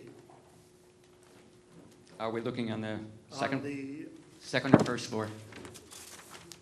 second floor, left-hand side, apartment 2D, from the stairwell, on my drawing, there's, over to your left. Over to your left. Yeah, I'm looking, I see. And then there's one missing up on the third floor also, same. Okay. stairwell. Yeah, just a drafting error. Madam Chair, Yes, Mr. Schmidt? are you able to provide us at the next meeting with a full set of architecturals? None have been prepared to date. It's not something we would typically do should this application not be approved. There's no need to prepare a full set of construction drawings. Is there some aspect of the plans that you would like to see that we can help you with? Well, yeah, I'd like to see the various floor heights. You stated 8 feet, I'd like to see it on architectural. You could probably Roof provide a lines. profile. We can do that. Yeah, An since you- interior profile. Since you do have to come back. Okay, any other questions? I do have, when are we going to get back to the sign? Is that going to be with one of your other experts? or- That may have to wait till the end. We want the sign, we'll make it comply with the ordinance. It's obviously a fist fight between me and Mr. Bignell about that, but Well, we may add a third person because I have a question now. I'm looking at Mr. Madam Big- Chair, just to correct that, it's not a fist fight for me. That's just my opinion. It's the board's Correct. determination whether you like it or you don't like it. I'm just trying to keep it a little more residential in character, that's all. Okay, so, You know, maybe make the sign a little smaller, maybe, and something like that. You'd have some well, I have a indication. question completely about the sign. It says main entrance, 2 illuminated signs, maximum 8 feet high. When you say the main entrance, where is that going to be, and it's going to be illuminated? That's number 1. And then number 2, that says it complies, but then the one that you say is the 2 violations, where's that sign going to be? So how many signs are we talking about? You're probably looking at the standards for a multi-family project. I'm applying the RB standard, which doesn't allow a sign at all. So, but at least, I'm looking for at least a 15-foot setback, okay? So it was a permitted use, like the application we did, or the one we just did recently, has a sign in the beginning and a sign at the end. You're allowed to have them at each driveway as freestanding, but that's in a multi-family project. Okay. Oh, okay, so with the one that you have complies, that is if it was in a different He's zone. looking for, he needs to get a variance from the RB standard, not from the multifamily zone, because he's not in a multifamily zone. Okay, and Okay. that's where the 15-foot setback comes in. Well, that's and- all our signs. We make them set back at 15 feet, just so, And do we know the size of those signs? yeah, we do. And what are they? And are they illuminated too? The main entrance, let's see, it was permitted.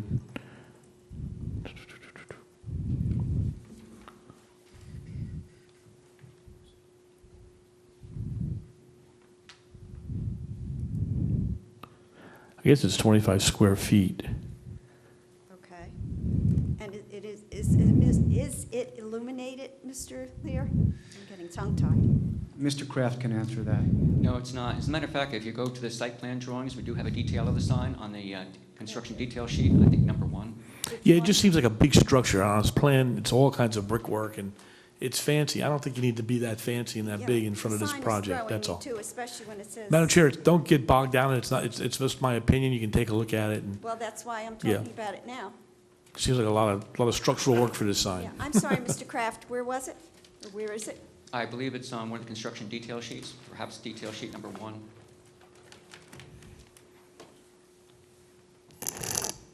I believe that's where it's located. Okay. Stormwater, inlet, tree removal and landscape. Okay. I'm sorry, Mr. Kraft, but I have the sign requirements. 5 of 8. 5 of 8? Yes, 5 of 8.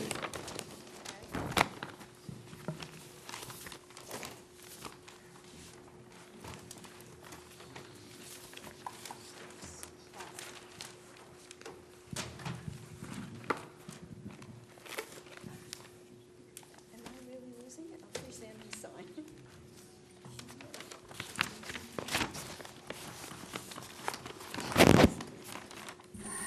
Mr. Leo, that's a big sign.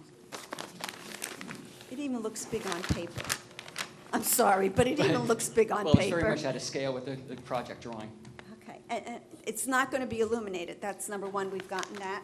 No, if anything, it would be uplighted, but not backlighted. Not internally. Not internally illuminated.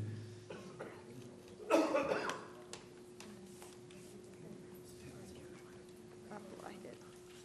Okay, well, we're going to really have to discuss this, because I can tell you that I almost sort of agree with Mr. Bignell. That sign is kind of big, and we're talking, Mr. Bignell, just so I'm on the same page, we're talking about one sign or two signs? There's one sign on the eastern portion of their front property. And that's it, we're just talking about one sign, That's all I could find on the site plan. That's all I talk about is one sign. That's correct. the one sign. Okay, fine. Okay, we will have to talk about it. And we can work with the board on the size of it. We're Yeah, well, not- I was going to say, as long as, truthfully, I would like to get as much done this evening as possible, so this way, when you come back, we can deal with the engineer's report and then go out to the public. So the more we get done and sort through this I evening, agree. I think the better we are. I agree. Okay. Ms. Shaw does have, wants to interject something, please, while we're here. I just want the board to be aware, as appreciative as we are that Mr. Lara mentioned, you know, the Board of Education's concerns. I want the board to be aware they, quite frankly, cannot consider those in rendering a decision. Just so you're aware, I'm going to read directly from the municipal land use law. Likewise, the attempt to limit the cost of education by limiting the number of children allowed in a project or a community is an improper zoning consideration. The case is Molino versus Mayor and Council of Borough of Glassboro, 116 New Jersey Super 195, 201 Law Division 1971. There are a number of other sites as well, but I just want the board to be cognizant of the fact that if the board determines that they're going to grant this application, you can't make that as part of the reasons that you grant the application, okay? Understood. We still have more questions for Mr. Kraft. Mr. Taglinetti? Yes. Can we look at drawing A1, the one you handed out in the packet?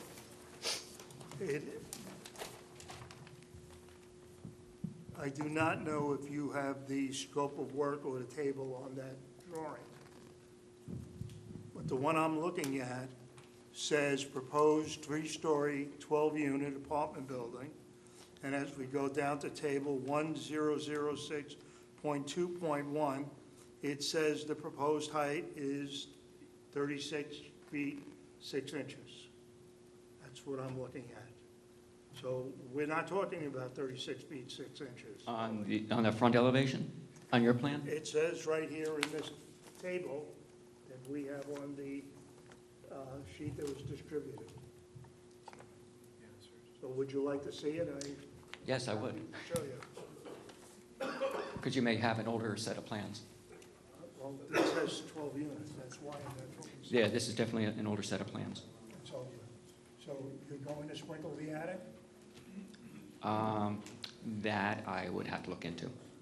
Because you don't tell us what sprinkling code you're working Mhm. under. And I believe you have to be under, not residential, but under 13, and that requires the attic to be sprinkled. Okay. Yeah, whatever the code requires is certainly what we're going to do. And somewhere along the line, we really have to have correct plans I can- with correct numbers on everything for the files. I can and for distribute us. plans with, I have Okay. some with me right now. Oh, great. Can you please? Ms. Shaw, should we give them a different exhibit number since they do differ and they have the correct information as opposed to what's in our packet? Mr. Lair, how would you like to label them? Would you, instead of maybe A, maybe, Yes, we can just call this 01. So this way we can distinguish it and we know that we have the correct. This is A1. This is going to be 001.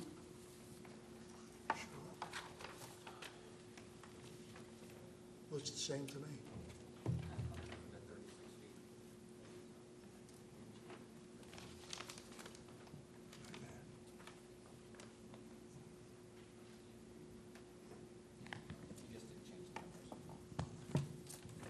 So these have, Still 36 feet. oh, well, we have We them, don't- okay. So one of the things you have to get us for the next time around is corrected Sir, take that. drawings. I'm sorry about that. We will make sure that that is corrected. Any other questions for Mr. Kraft at this point? Mr. Kamba? When you do have the new plans, if you could have a bigger table, my eye doctor says I need reading glasses out. Yeah, I can tell you, I have For sure good- now, I have to good go to glasses. Walmart and get a new Yeah. pair of reading glasses because I And- can't and read I anything couldn't see here. them either. But in all seriousness, my question is with regard to the balconies. I know that there's residential on one side and then there's multifamily on the other side of the property. What side are the balconies facing? They would be facing the, well, they'd be on the left-hand side if you're looking from the street, be facing the adjacent apartment building. Okay. Okay. All right, because I couldn't tell from looking at what you gave me. And my concern is if there are a resident next door, I wouldn't want to be cutting my grass and have somebody sitting on their balcony having a glass of wine watching me cut my grass. Right. So you see these gray areas here? Mm-hmm. So on the first floor, these would be a patio, a concrete patio or such. And on the second and third floor, these would be balconies. And this is where the existing apartment building is. Okay. And we tried to limit the impact on this single-family residential property to the right. Okay. All right. I just needed clarity on that. Thank you. You're welcome. Mr. Ayat? Yes. Good evening, by the way. Welcome. Thank you. Here and present. On your application to the board for floor area ratio, your FAR required is 37, but it's actually 44% for that zone. Again, So can you make that clarification when you resubmit, please? Right, the revised plans do have the correct information on it. Okay. That's on the revised site plan. They went to .39. Okay, wait a So, minute. Now if you look at our I'm- chart on our report, No, what I'm going at is so the public understands what's going on. If they look at the agenda has maximum FAR permitted is .37. It should be You're saying it's .44. .44. Okay, and they are proposing Point- .61? no, .39. They should have a check. Oh, they're under. Yeah, they're at .39 from their site plan. Oh, okay, so But they're they're- proposing .39, so we don't have an FAR? No, it's in our Okay, report. Okay. That's assuming that their plans are correct. I mean, Well, so- I don't Okay, know. but on the application, it does On the say- application, Mr. Ayat's correct. Okay, It has to be amended. Yeah, as I said, I'm going by what is on the agenda, what was Correct. read, and I just want the public to be aware that there are these discrepancies, and that's what we're ironing out now. Yes, Ms. Shaw. I'm sorry. Can I just be clear? There is no floor area variance. Okay. That's right. There, Yeah, it is, the allowable is .44, we are at .39. That is below what's permitted. And the plans will reflect that if they don't do that already. All right. But as I say, most important is if the public are looking at the agenda does not have the correct information. Now, Ms. Shaw, I'm Yeah. sorry. Mr. Lair, if prior to the next meeting, if you could just have an amended application. Sure. So that at least everyone can see what it really looks like and we can correct the agenda. No problem. Okay, any other questions for Mr. Kraft at this point? None? Okay, Mr. Lair? Thank you. Moving along. My next expert is Mr. Dinin. Jared Dinnen, Dinnen.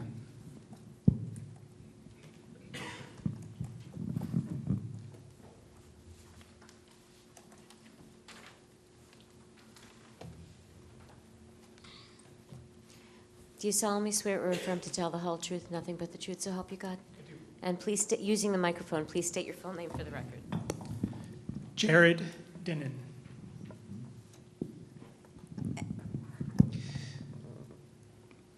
Mr. Dinnen, with whom are you employed? Atlantic Traffic and Design Engineers. Can you provide the board with the benefit of your educational and professional background, please? Certainly.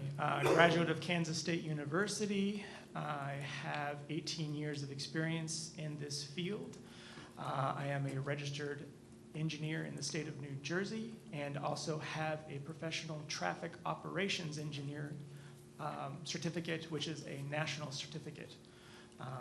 I've testified for multiple boards. In your capacity as a traffic expert? That is correct.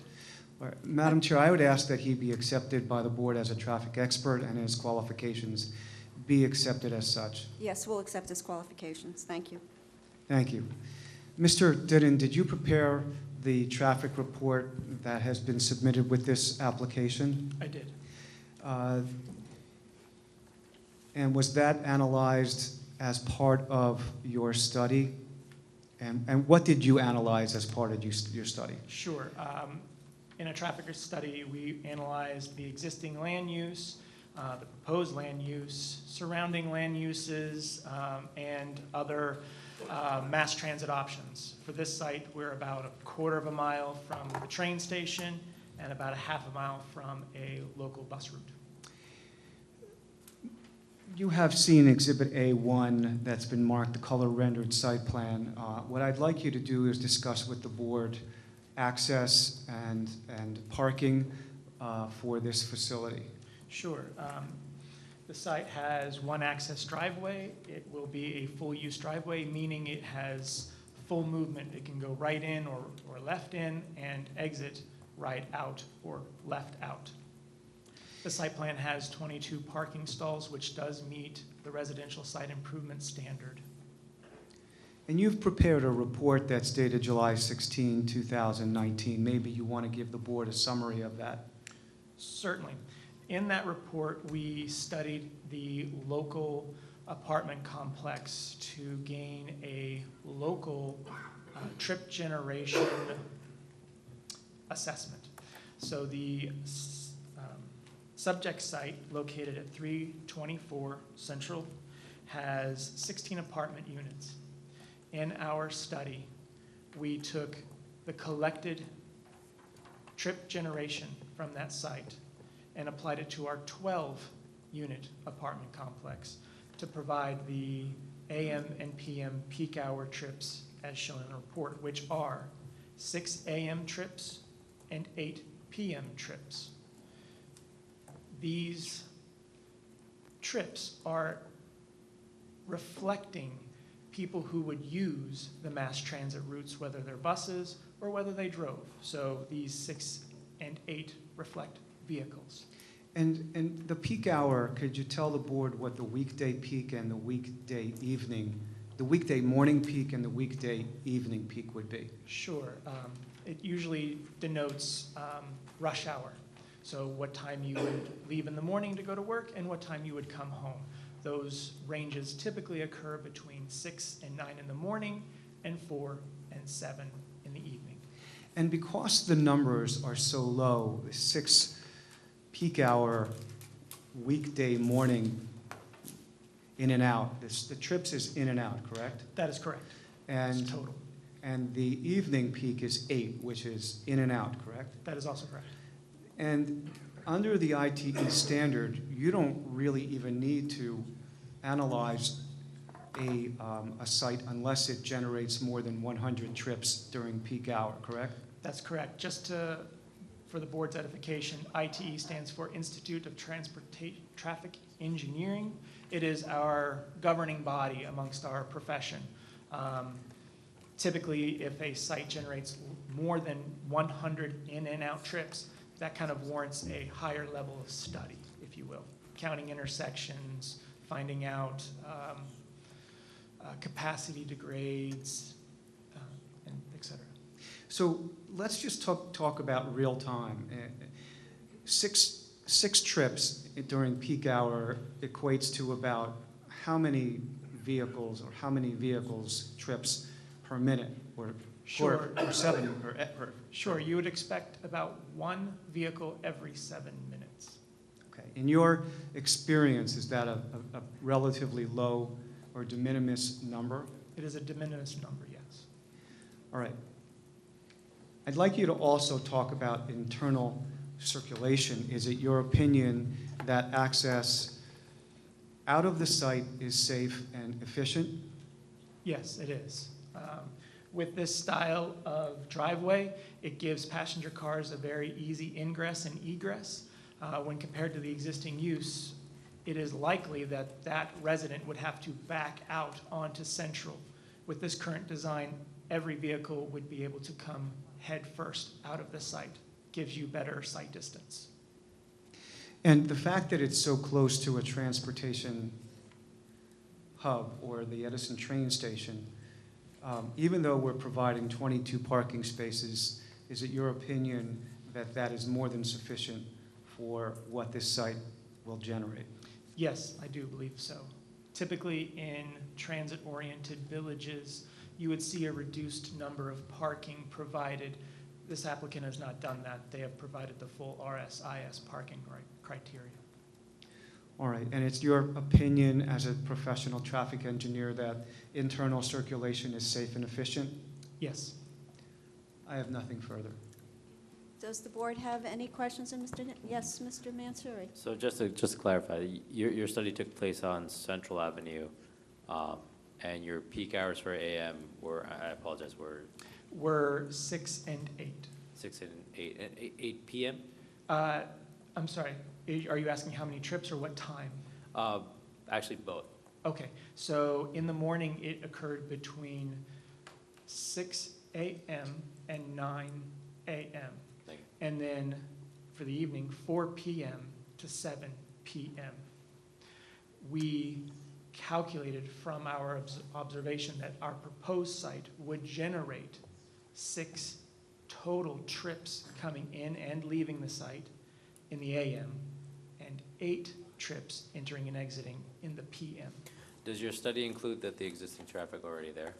It does not, because the site generated so few trips. We were doing an analysis just to find out what a local use experienced. Okay, thank you. Mr. Skibar, you have a Yeah, question? actually, just are there speed humps on Central Avenue currently? As I understand it, yes. There are. Okay, is that due to excessive traffic on that road? Typically, speed humps is a traffic calming measure to encourage vehicles to drive slower. Thank you. Any other questions of Mr. Denon? None? Okay, Mr. Lear. Thank you. I will complete the evening with my planner, Mr. Hughes.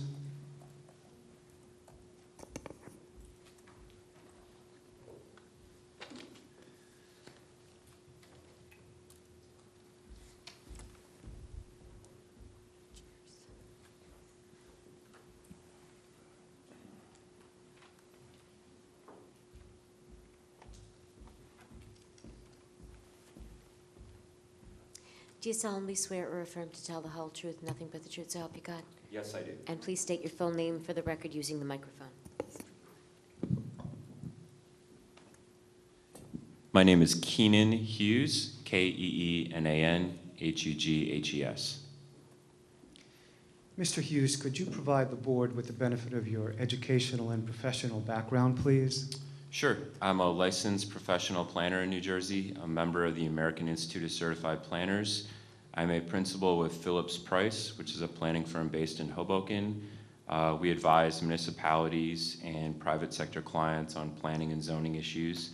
I've been accepted as an expert by this board, although it was a couple years ago. I've appeared before the Edison Planning Board on a number of occasions, as well as a number of municipalities throughout Middlesex County. I deeply apologize. I used the wrong firm for you at the beginning of the meeting. I know that you're with Phillips Price. I apologize. No problem. And you've testified before the board on a number of occasions, correct? Boards in general. Yes, I have. And you've testified in your capacity as a professional planner, correct? That's correct. Madam Chair, I'd ask that his credentials be accepted by the board. We will accept his credentials and thank him for speaking, has such a nice voice that we can all hear. And I won't have to say, speak up, please. Thank you. Mr. Hughes, could you provide the board with what the scope of your work was? Yeah, so I reviewed from a planning perspective the application, all the supporting documents, really with a focus on the use variance request here, along with the connected bulk variance relief. So as part of that, I visited the site and the surrounding area. I reviewed the Edison master plan and the zoning ordinance, and also reviewed the correspondence from the board's professionals. All right, and just give us a general description of what's being proposed. Sure, and if I may, Madam Chair, I have a handout which is copies of the exhibit I'm about to enter.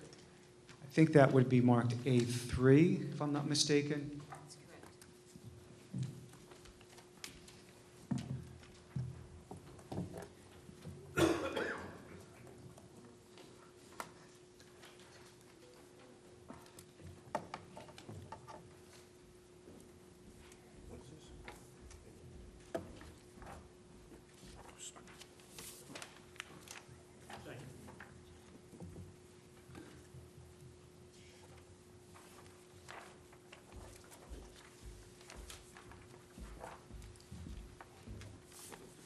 And how would you describe this exhibit? What would you, is this an aerial photo of the surrounding area? Right, this is an aerial photograph. The exhibit is entitled Planning Context, and I'll speak to it in the course of my testimony. The site itself, and I think the aerial does indicate its location along Central Avenue within the south central portion of the municipality. This particular property, you can see it labeled as 292 Central Avenue in orange on the aerial. It's just over 28,000 square feet, so it has 125 feet of frontage and a depth of 227 feet, which is significantly oversized for the RB zone. The site is currently improved with a single-family residence and a one-story garage, and it's located next to a property known as 298 Central Avenue, which is a similar multi-family building containing 10 units. So the proposal is to remove the existing structures on the site and to construct an L-shaped apartment building which would contain 12 one-bedroom apartments and 22 surface parking spaces. In terms of the zoning of the property, it's located in the RB zone, which does not permit multifamily residential use, which is why we're here requesting a use variance. But despite the fact that the RB zone does not permit multifamily use, the proposed project still complies with all of the setback requirements for the zone. In fact, it substantially exceeds those. It complies with the building coverage requirement. It complies with the FAR requirement. And each of these elements actually go towards the suitability of this property to accommodate a multifamily use. And that's something I'll talk about in the positive criteria for the use variance. We are also requesting a variance for building height as it relates to the number of stories. As was noted earlier, a portion of this building will be 3 stories, whereas the RB zone, because it's intended for single-family use, provides for 2.5 stories. However, we still comply with the 32-foot maximum height for the zone. We're also requesting a variance for impervious coverage, where the proposal is 57.9%, whereas 40% is allowed. And I know Mr. Lara alluded to this in his introduction, but as part of the review, I know Mr. Bignell had indicated there may be a density variance associated with this. It is my opinion as a planner that the density variance would be subsumed within the use variance request because the minimum lot size is intended for a single-family residence. It doesn't anticipate a multifamily use. So we're here requesting a D1 use variance for multifamily, and the density aspect is really part of that request under the D1 variance. So for the D1 variance, what the board needs to find is essentially that there are special reasons in support of the grant of the use variance. And that can be that the site is particularly suitable for the proposed use, or that there's some undue hardship related to developing the property as zoned. And then the applicant must also demonstrate the negative criteria, that there's no substantial detriment to the public good, and that the variance can be granted without substantial impairment to the intent and purpose of the zone plan. So in the positive criteria, really the central argument is that this property is particularly suitable for multifamily use. And the first characteristic of the property I would like to point out, and this is what the aerial is really intended to illustrate, is its relationship to Edison Station. So what the photograph shows in Exhibit A3 is that a quarter-mile radius around the Edison Station. And in the world of planning, community planning, a quarter mile is really the optimal radius to encourage transit-oriented development. And that's no more than a 5-minute walk from the train station. So as you can see, 292 Central Avenue is well within a 5-minute walk of the train station. It's also within walking distance of the library, the park, just down Central Avenue, and it's also 10 to 12-minute walk to the retail located along Route 27. But to be clear, from a planning perspective, I'm not here indicating that any property within this radius is therefore suitable for multifamily development. That's not at all the argument that I'm making this evening. It's that it's not just the location in relationship to the train station, but also the characteristics of this particular property itself. And that goes towards the size of the property in terms of its area and its depth. It allows a multifamily building to be accommodated on the site in full compliance with the FAR, the building coverage, and we can meet all the parking requirements for multifamily use. So that's a unique characteristic of this particular site. The setbacks here substantially exceed the minimum required. A rear yard setback, 30 feet is required, 70 feet is provided. On the sides, 18 feet combined is required, 56.5 feet is provided. The front setback, 25 feet is required, 30.5 feet is provided. And another thing to keep in mind is that when you evaluate this property, while it is oversized, it's nearly 4 times the minimum area required for the RB zone. The property actually cannot be subdivided into 2 single-family lots without the grant of a variance for lot width. So this is not an as-of-right subdivision opportunity. So when you look at this property, you need to evaluate what makes the most sense here in light of those characteristics and in light of some other relevant planning policies, which I'll touch on in a moment. Also, the depth of the property at 227 feet, whereas 100 feet is required, is significant because it allows for an L-shaped apartment building similar to the one next door, as well as parking, which can be located in the side yard, relatively screened from the public right-of-way. It's also adjacent to an existing multifamily building, 298 Central Avenue. And overall, when you look at the architecture of the building, it has a scale and overall feel that's consistent with the residential character of the area. But again, it's allowing the township to accommodate growth in an appropriate location adjacent to the train station. Also, as the project is 100% one-bedroom units, which in my experience is unusual and significant, this type of housing will appeal to young professionals in particular. Singles, couples with no children who might have grown up in Edison or moved to Edison for employment opportunities.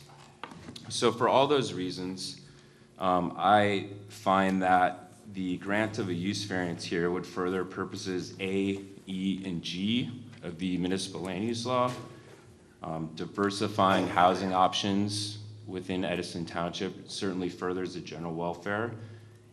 Providing transit-oriented development in an appropriate location also furthers the general welfare. We're accommodating residential multifamily development at a density that is sensitive to the low-rise residential character of the area. And also in reference to Purpose G, again, it's a very appropriate location for such development as it is an oversized property that can accommodate such use.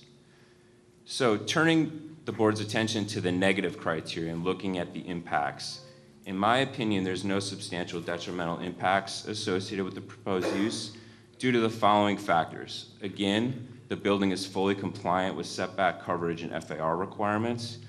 The absolute height requirement of 32 feet is compliant. The use itself is compatible with the residential context. And actually, there are at least 2 other similar multifamily buildings within the immediate area, and those are indicated on Exhibit A3, 326 Central Avenue, 298 Central Avenue, and also 355 Plainfield Avenue. From a traffic standpoint, as you just heard, there will be no notable impact on the surrounding roadway network. More than adequate parking is provided, in my opinion. Not only is this project compliant with RSIS, but in a transit-oriented setting with 1-bedroom units, in my opinion, most of the households will be 1-car households. So 12 units, 22 parking spaces is more than sufficient. Screening is provided via fence and landscaping around the perimeter of the property, and we have committed to working with the board's professionals to improve upon the existing proposal. And also, because there are 1-bedroom apartments, we expect minimal impacts on the school system related to new public school students.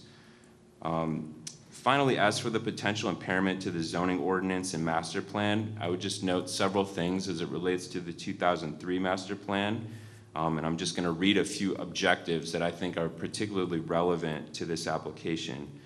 This is from the community vision section of the master plan. It reads, encourage well-designed anti-sprawl land development that is consistent with established neighborhoods and land use patterns while preserving the community's suburban and urban landscapes, which make Edison a unique and desirable place to both live and work. Also, encourage new development consistent with the scale of established land uses while preserving the character and developed nature of existing neighborhoods and proximate land uses at densities which consider available vacant land. In accordance with state plan policies and procedures, encourage future development to occur at appropriate locations and intensity in accordance with transportation and environmental capacities and anti-sprawl initiatives. So I think there's a recognition that it is smart growth to accommodate new development in an area that's taking advantage of public transportation resources on the one hand, but there's an emphasis on doing that at a scale that is keeping with the prevailing character of the area. And I think we're accomplishing that with this particular proposal, in that we really do have a building that looks and feels like a 2.5-story residence from Central Avenue, and is in keeping with the low-rise residential character of the area while still providing a multifamily development opportunity on an oversized property. In terms of the housing objectives of the master plan, there's an emphasis on creating opportunities for young professionals. It reads, plan a variety of housing types meeting the needs of young professionals to become a significant part of the housing stock in Edison. Discourage the construction of isolated housing developments separated from employment and shopping, thereby increasing reliance on the automobile and contributing to sprawl. Maintain and encourage diversity in the type and character of available housing, promoting an opportunity for varied residential communities, and provide housing opportunities for all groups, family sizes, and income levels. So again, here providing 1-bedroom apartments within walking distance of the Edison train station in an otherwise predominantly single-family context, albeit there are some other multifamily uses here, furthers that objective of diversifying the housing stock and particularly appealing to the demographic of young professionals. So in my opinion, the grant of a use variance to allow 1-bedroom multifamily use on the subject property advances these master plan goals and policies. The target market is young professionals and childless households who want access to the train station. The building has a scale and character in keeping with its residential context. The location here is really a unique opportunity to take advantage of the public transportation infrastructure. And then as for the impact to the integrity of the RB zone, it's important to emphasize the uniqueness of this property in terms of its size. It's nearly 4 times the minimum required, but we're not able to subdivide it without variances.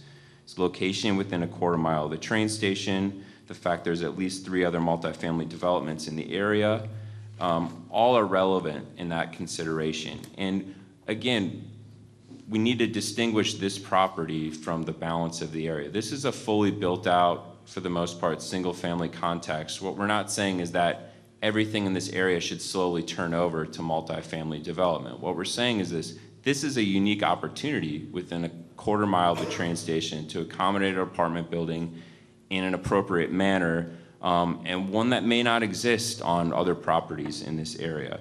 So deviating from the RB zone for this particular property can be reconciled with the intent of the zoning, because it did not make sense to carve out this property back when the governing body was looking at the zoning, the planning board was looking at the master plan, because it would be a hole in the donut. It's in the middle of a built-out single-family neighborhood.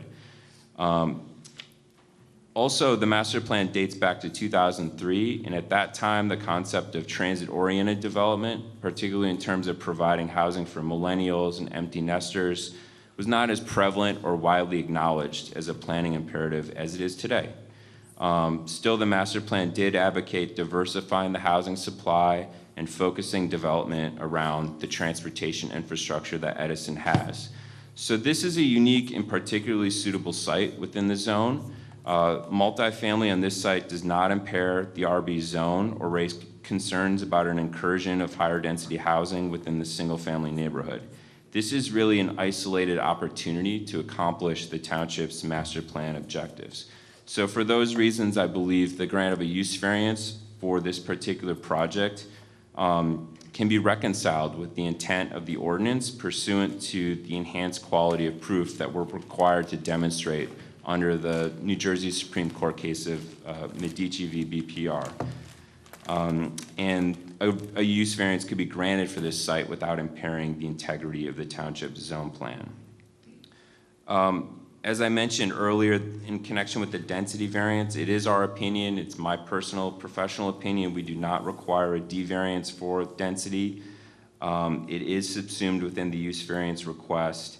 At any rate, I will provide the planning justification just very briefly. The standard for granting a density variance was set forth in the Randolph Town Center case. Essentially, the proof is to demonstrate that the site is capable of accommodating a greater density than permitted by ordinance.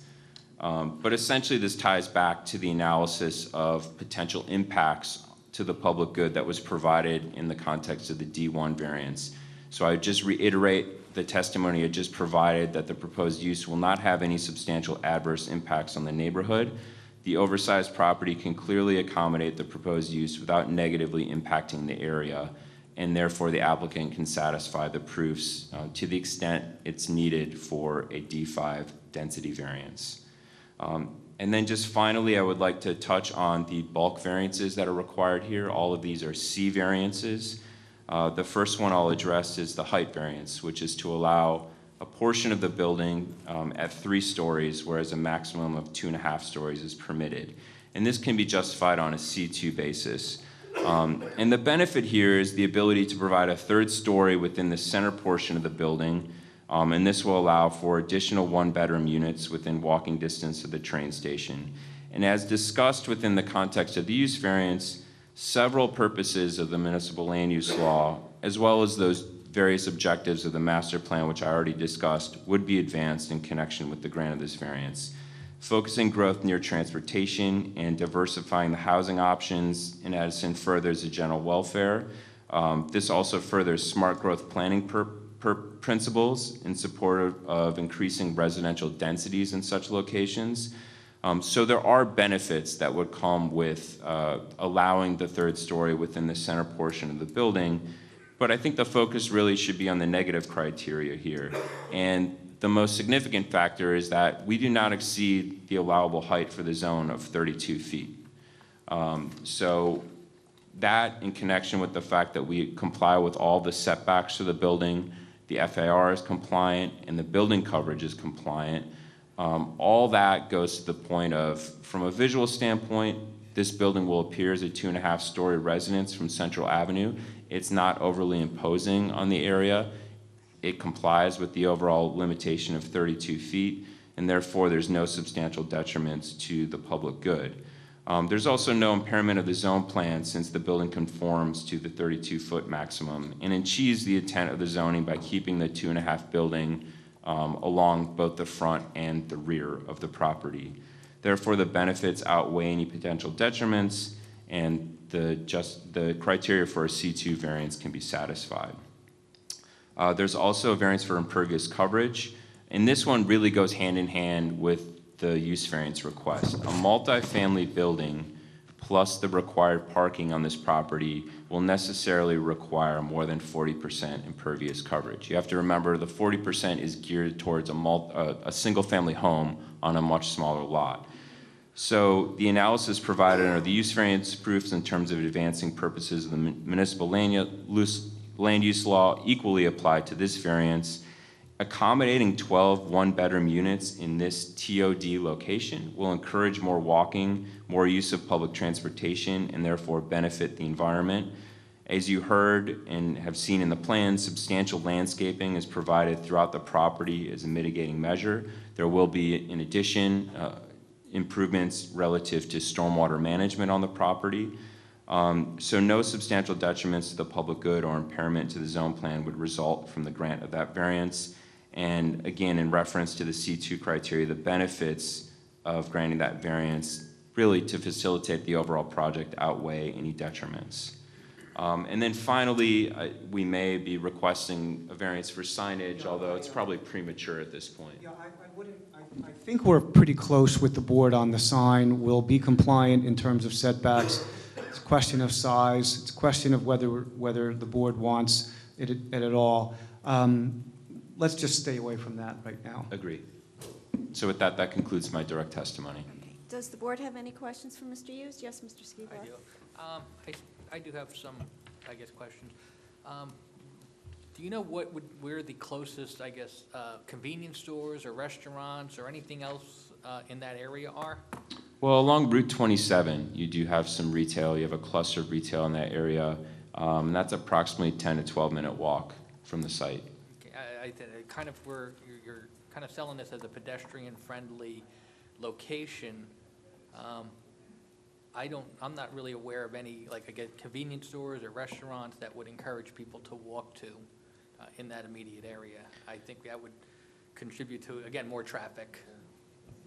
Well, yeah, you make a fair point that in a traditional transit village, if this was a clean slate, you might have more mixed-use, higher-density development where you could walk to a grocery store, for instance. You know, again, I think the balance of being accessible to the train station to at least, you know, potentially reach your place of employment is a significant benefit. But I'm not here to tell you that, you know, every trip to the grocery store is going to be a walking trip now. You know, in the real world, yeah, they're likely to be one-car households. They will be driving to run some errands, but there are other retail and service opportunities within walking distance for occasional trips as well. Thank you. Any other questions of Mr. Hughes?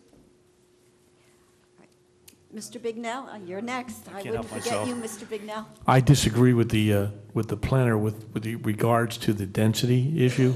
I believe if you do grant a variance or a use variance for this project, he is going to get his density. But you could grant a use variance for this for a multifamily and not have the density that he's talking about, or have more or less, whatever. So I think that it is a separate variance, and he did put testimony on the record for it, so I'm satisfied with that. But I still believe it's an additional variance that needs to be granted by the board to be safe. I don't believe it's consumed. Okay, fine. Because I'm an old-time planner. Other than that, I'm assuming he has complied with your report completely? Okay. Any other questions for Mr. Hughes? None. Mr. Lear? Yes, Madam Chair, I think at this point, I know the public is anxious to speak. Some of them, we just need another date so that we can return and answer those questions. Just to run down so we're all on the same page. We need, when you come back, the amended, and if I'm missing anything, please someone tell me. We need the amended application. Right. We need the corrected drawings with the 32 feet and the little bit bigger print. Right. You have to find out about the water meter location. And I think that... There was oh, and something you were- about clapboard, that we would agree to clapboard siding, Correct. that Well, Mr. the Bignell, heavy-duty that siding. vinyl clapboard. It's a vinyl, siding. heavy-duty Yeah, the siding, heavy-duty yeah. siding. And you're going to find out about the garbage truck because of the beep, beep, beep, and all the way back for 125 feet is not ideal. So you're supposed to find out how you can remedy that. Madam Chair. Yes, did I forget anything, Mr. Kamba? Add to it? Well, no, you didn't forget anything. I just wanted to add Yeah, on. go There's ahead. more than other Well, that's questions. okay. Is I there forget a lot anyone- of things. No, it's all right. Okay. You know, we're all good. Is there anyone from Fox and Fox planning to testify? No. Because I have questions with regard to the operation and the function of the building, with regard to snow removal, with regard to Sure. you know, kind of nailing down the trash and recycling pickup times and things of that regard. Mr. Kraft could answer most of those questions tonight if you want to ask them, because he's very familiar with their operations. Okay. I'm fine with that. Yeah, sure, we might as well get it done with tonight while Mr. Kraft is coming back. Mr. Bignell, the western fence line, the fence on the western line Yeah. that does not belong to the applicant. The board has to decide whether they're comfortable with that fence being the buffer or create an additional fence for this gentleman, this applicant, so that it's maintained. Because this applicant can't touch that fence, and the neighbor could, whatever, could take that fence down or whatever. It's not, But then it's not on if his we- property. If it's not within the purview of this applicant, how can we do anything with it? You can make Am I him put up his losing own something? fence. That's what you can make him do. Oh, a double fence. Oh. Yeah, so I don't know, I'm not sure you want to do that, but I want the board to be aware what's being proposed, that's all. Okay. I'm just going to make a suggestion, Madam Chair. To the extent that the neighbor takes down that sign, if you want to put it in a condition that we will replace it with a vinyl siding, a vinyl. Fence. Yeah, but who's going to Fence. enforce that? Who would enforce that? Right. Years from now, when they take the fence down, and, I have a problem with that, because the paperwork gets lost in City Hall, and it would be hard to chase that down. Okay. So you have to make that decision.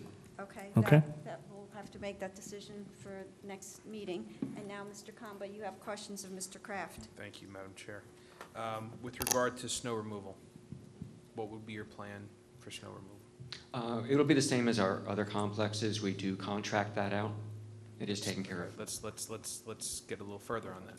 Where, Yeah, I know we're Sorry, having a Esther. problem again. where is the snow going to be plowed to? You have a small space there.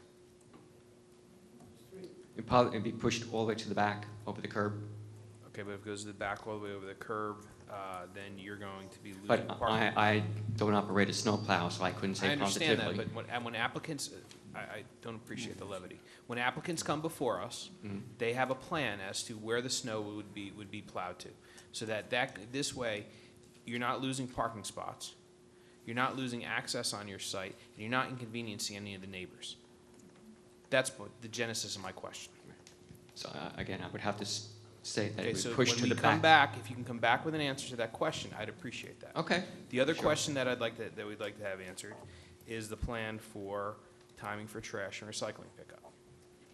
We'll have to work with our hauler, get the information for you for the next meeting. So when you come back, if you can answer those questions, we'd Sure. appreciate it. Okay, so that's two more things added to our list. Yes, who called me? Mr. Bignell? Yes, that's, the answer to that question has to be that they have to pick it up in a certain time of day. So you may want to tell them what time you want it, so they can work that out with their hauler, and then that becomes a condition of approval, okay? So but the hauler may say, well, we can only get there at 6 o'clock. Then what are you going to do? You see what I'm saying to you? You don't want to be So in beeping other up. words, what you're saying is we should probably set a time now. You should so say to they them, we can want go you to and pick the check. garbage, say, from 8 o'clock in the morning till 6 o'clock at night, and you can't, and maybe 9 o'clock on Saturday morning when people are trying to sleep in or something. I'm just trying to give you some idea what you should offer, So and then they this should have to comply with, They yeah. have an answer for the next time around, the next Mhm. meeting. Okay, Mr. Kamba, since you brought that up, would you like to suggest times to see if the applicant can comply with that? I mean, leave it up to the board, but, to see, I would make the suggestion of no earlier than 8 a.m. Okay. I forget, Mr. Kraft, how often do they come to pick it up?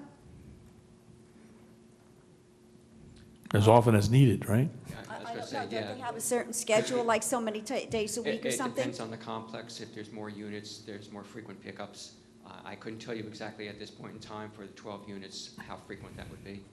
But we can look into that. Okay. Okay. Now, if no earlier than 8, That would be my suggestion, if I'd leave it up to the board for what does the some board think discussion. about that? That's acceptable. That's acceptable? Okay, Mr. Lear, not earlier than 8. And to tell us how many times a week.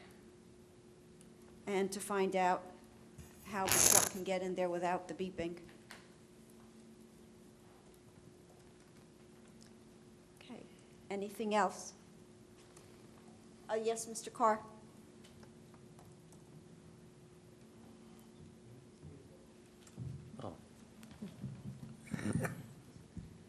Excuse me. I'd request from the applicant if I can address Mr. Lear. Sure. Mr. Lear, I'd request to complete my review, I'm going to need a drainage report, a traffic report, and I think that's about it. If I need anything else, I'll give you a call. No problem. Excuse me? No problem. Thank you. Yeah, the mic just went again. Okay, anything else? Have we covered everything? Okay. So, Cassandra, just to remind the public, because you're coming back, we're going to give you a date. Can you hear me? We're going to give you a date this evening. You'll not be getting any other notice because it's being carried. So the date we give you this evening will be the date that you'll be able to come back. We'll clear up these few minor issues, and then we'll be able to go out to the public, okay? Cassandra, what does our schedule look like, and when's the next available, knowing that we'll be going out to the public, so we need time? The next available meeting for this specific case would be November 19th. Mr. Lear, is that okay for you?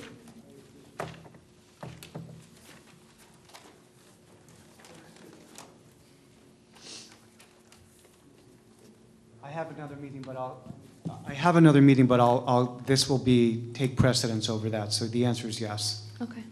Okay, so, did everyone hear that? The next meeting for this will be November 19. You'll not get any further notice. Yes? Is it the 14th or the 19th? I'm sorry, did you say 19? 19th. Oh, the 19th, I'm 19th. fine. Oh, That's okay. fine. Okay, so I'll say it again so there's no problem. The next meeting for this will be November 19. That's when we'll answer these minor questions that we've had thrown out this evening, and we'll go out to the public, and you'll all have your chance to speak. Okay? Pardon me? Same time, 7 o'clock. All the meetings will be 7. I mean, I don't know if it'll be first on the agenda, but the meetings all start at 7. I mean, if we have another case that just needs a vote, then we may put it on before this, but the meeting starts at 7. Okay, I thank you for being patient. I will see you on the 19th. I hope we don't cancel the next meeting. Well, I'm not going to get involved in that. Ms. Shaw, did you have something that you had to bring up to the board before? Yes. Okay. Just so the board is aware, Mr. Lair? Yeah, the only thing I would say is that we will provide a transcript of this hearing so that if, in the event that there's a 7th member, which we would prefer, that they will have a transcript to read in advance. Okay, Ms. Shaw. All right, just so the board is aware, we did receive an appeal, a notice of appeal from the Board of Education from Judge Hurley's decision dismissing their case. So just wanted the board to acknowledge that we've received it. We will be responding to it. But they're dismissing their... No, they are appealing the They're dismissal of appealing the Judge. dismissal, okay. Yes, they're Okay. appealing the dismissal. Okay. Do we have to make a motion for that, or the fact that we just No, received you- it and the board acknowledged, already- as chair, we acknowledge the receipt of that notice? Okay, do we have anything else, Cassandra, this No, evening? nothing else. Thank you. You're Motion to welcome. adjourn? Do I have a second? All in favor? Aye. Thank you. Good night, everyone. Appreciate it. Well,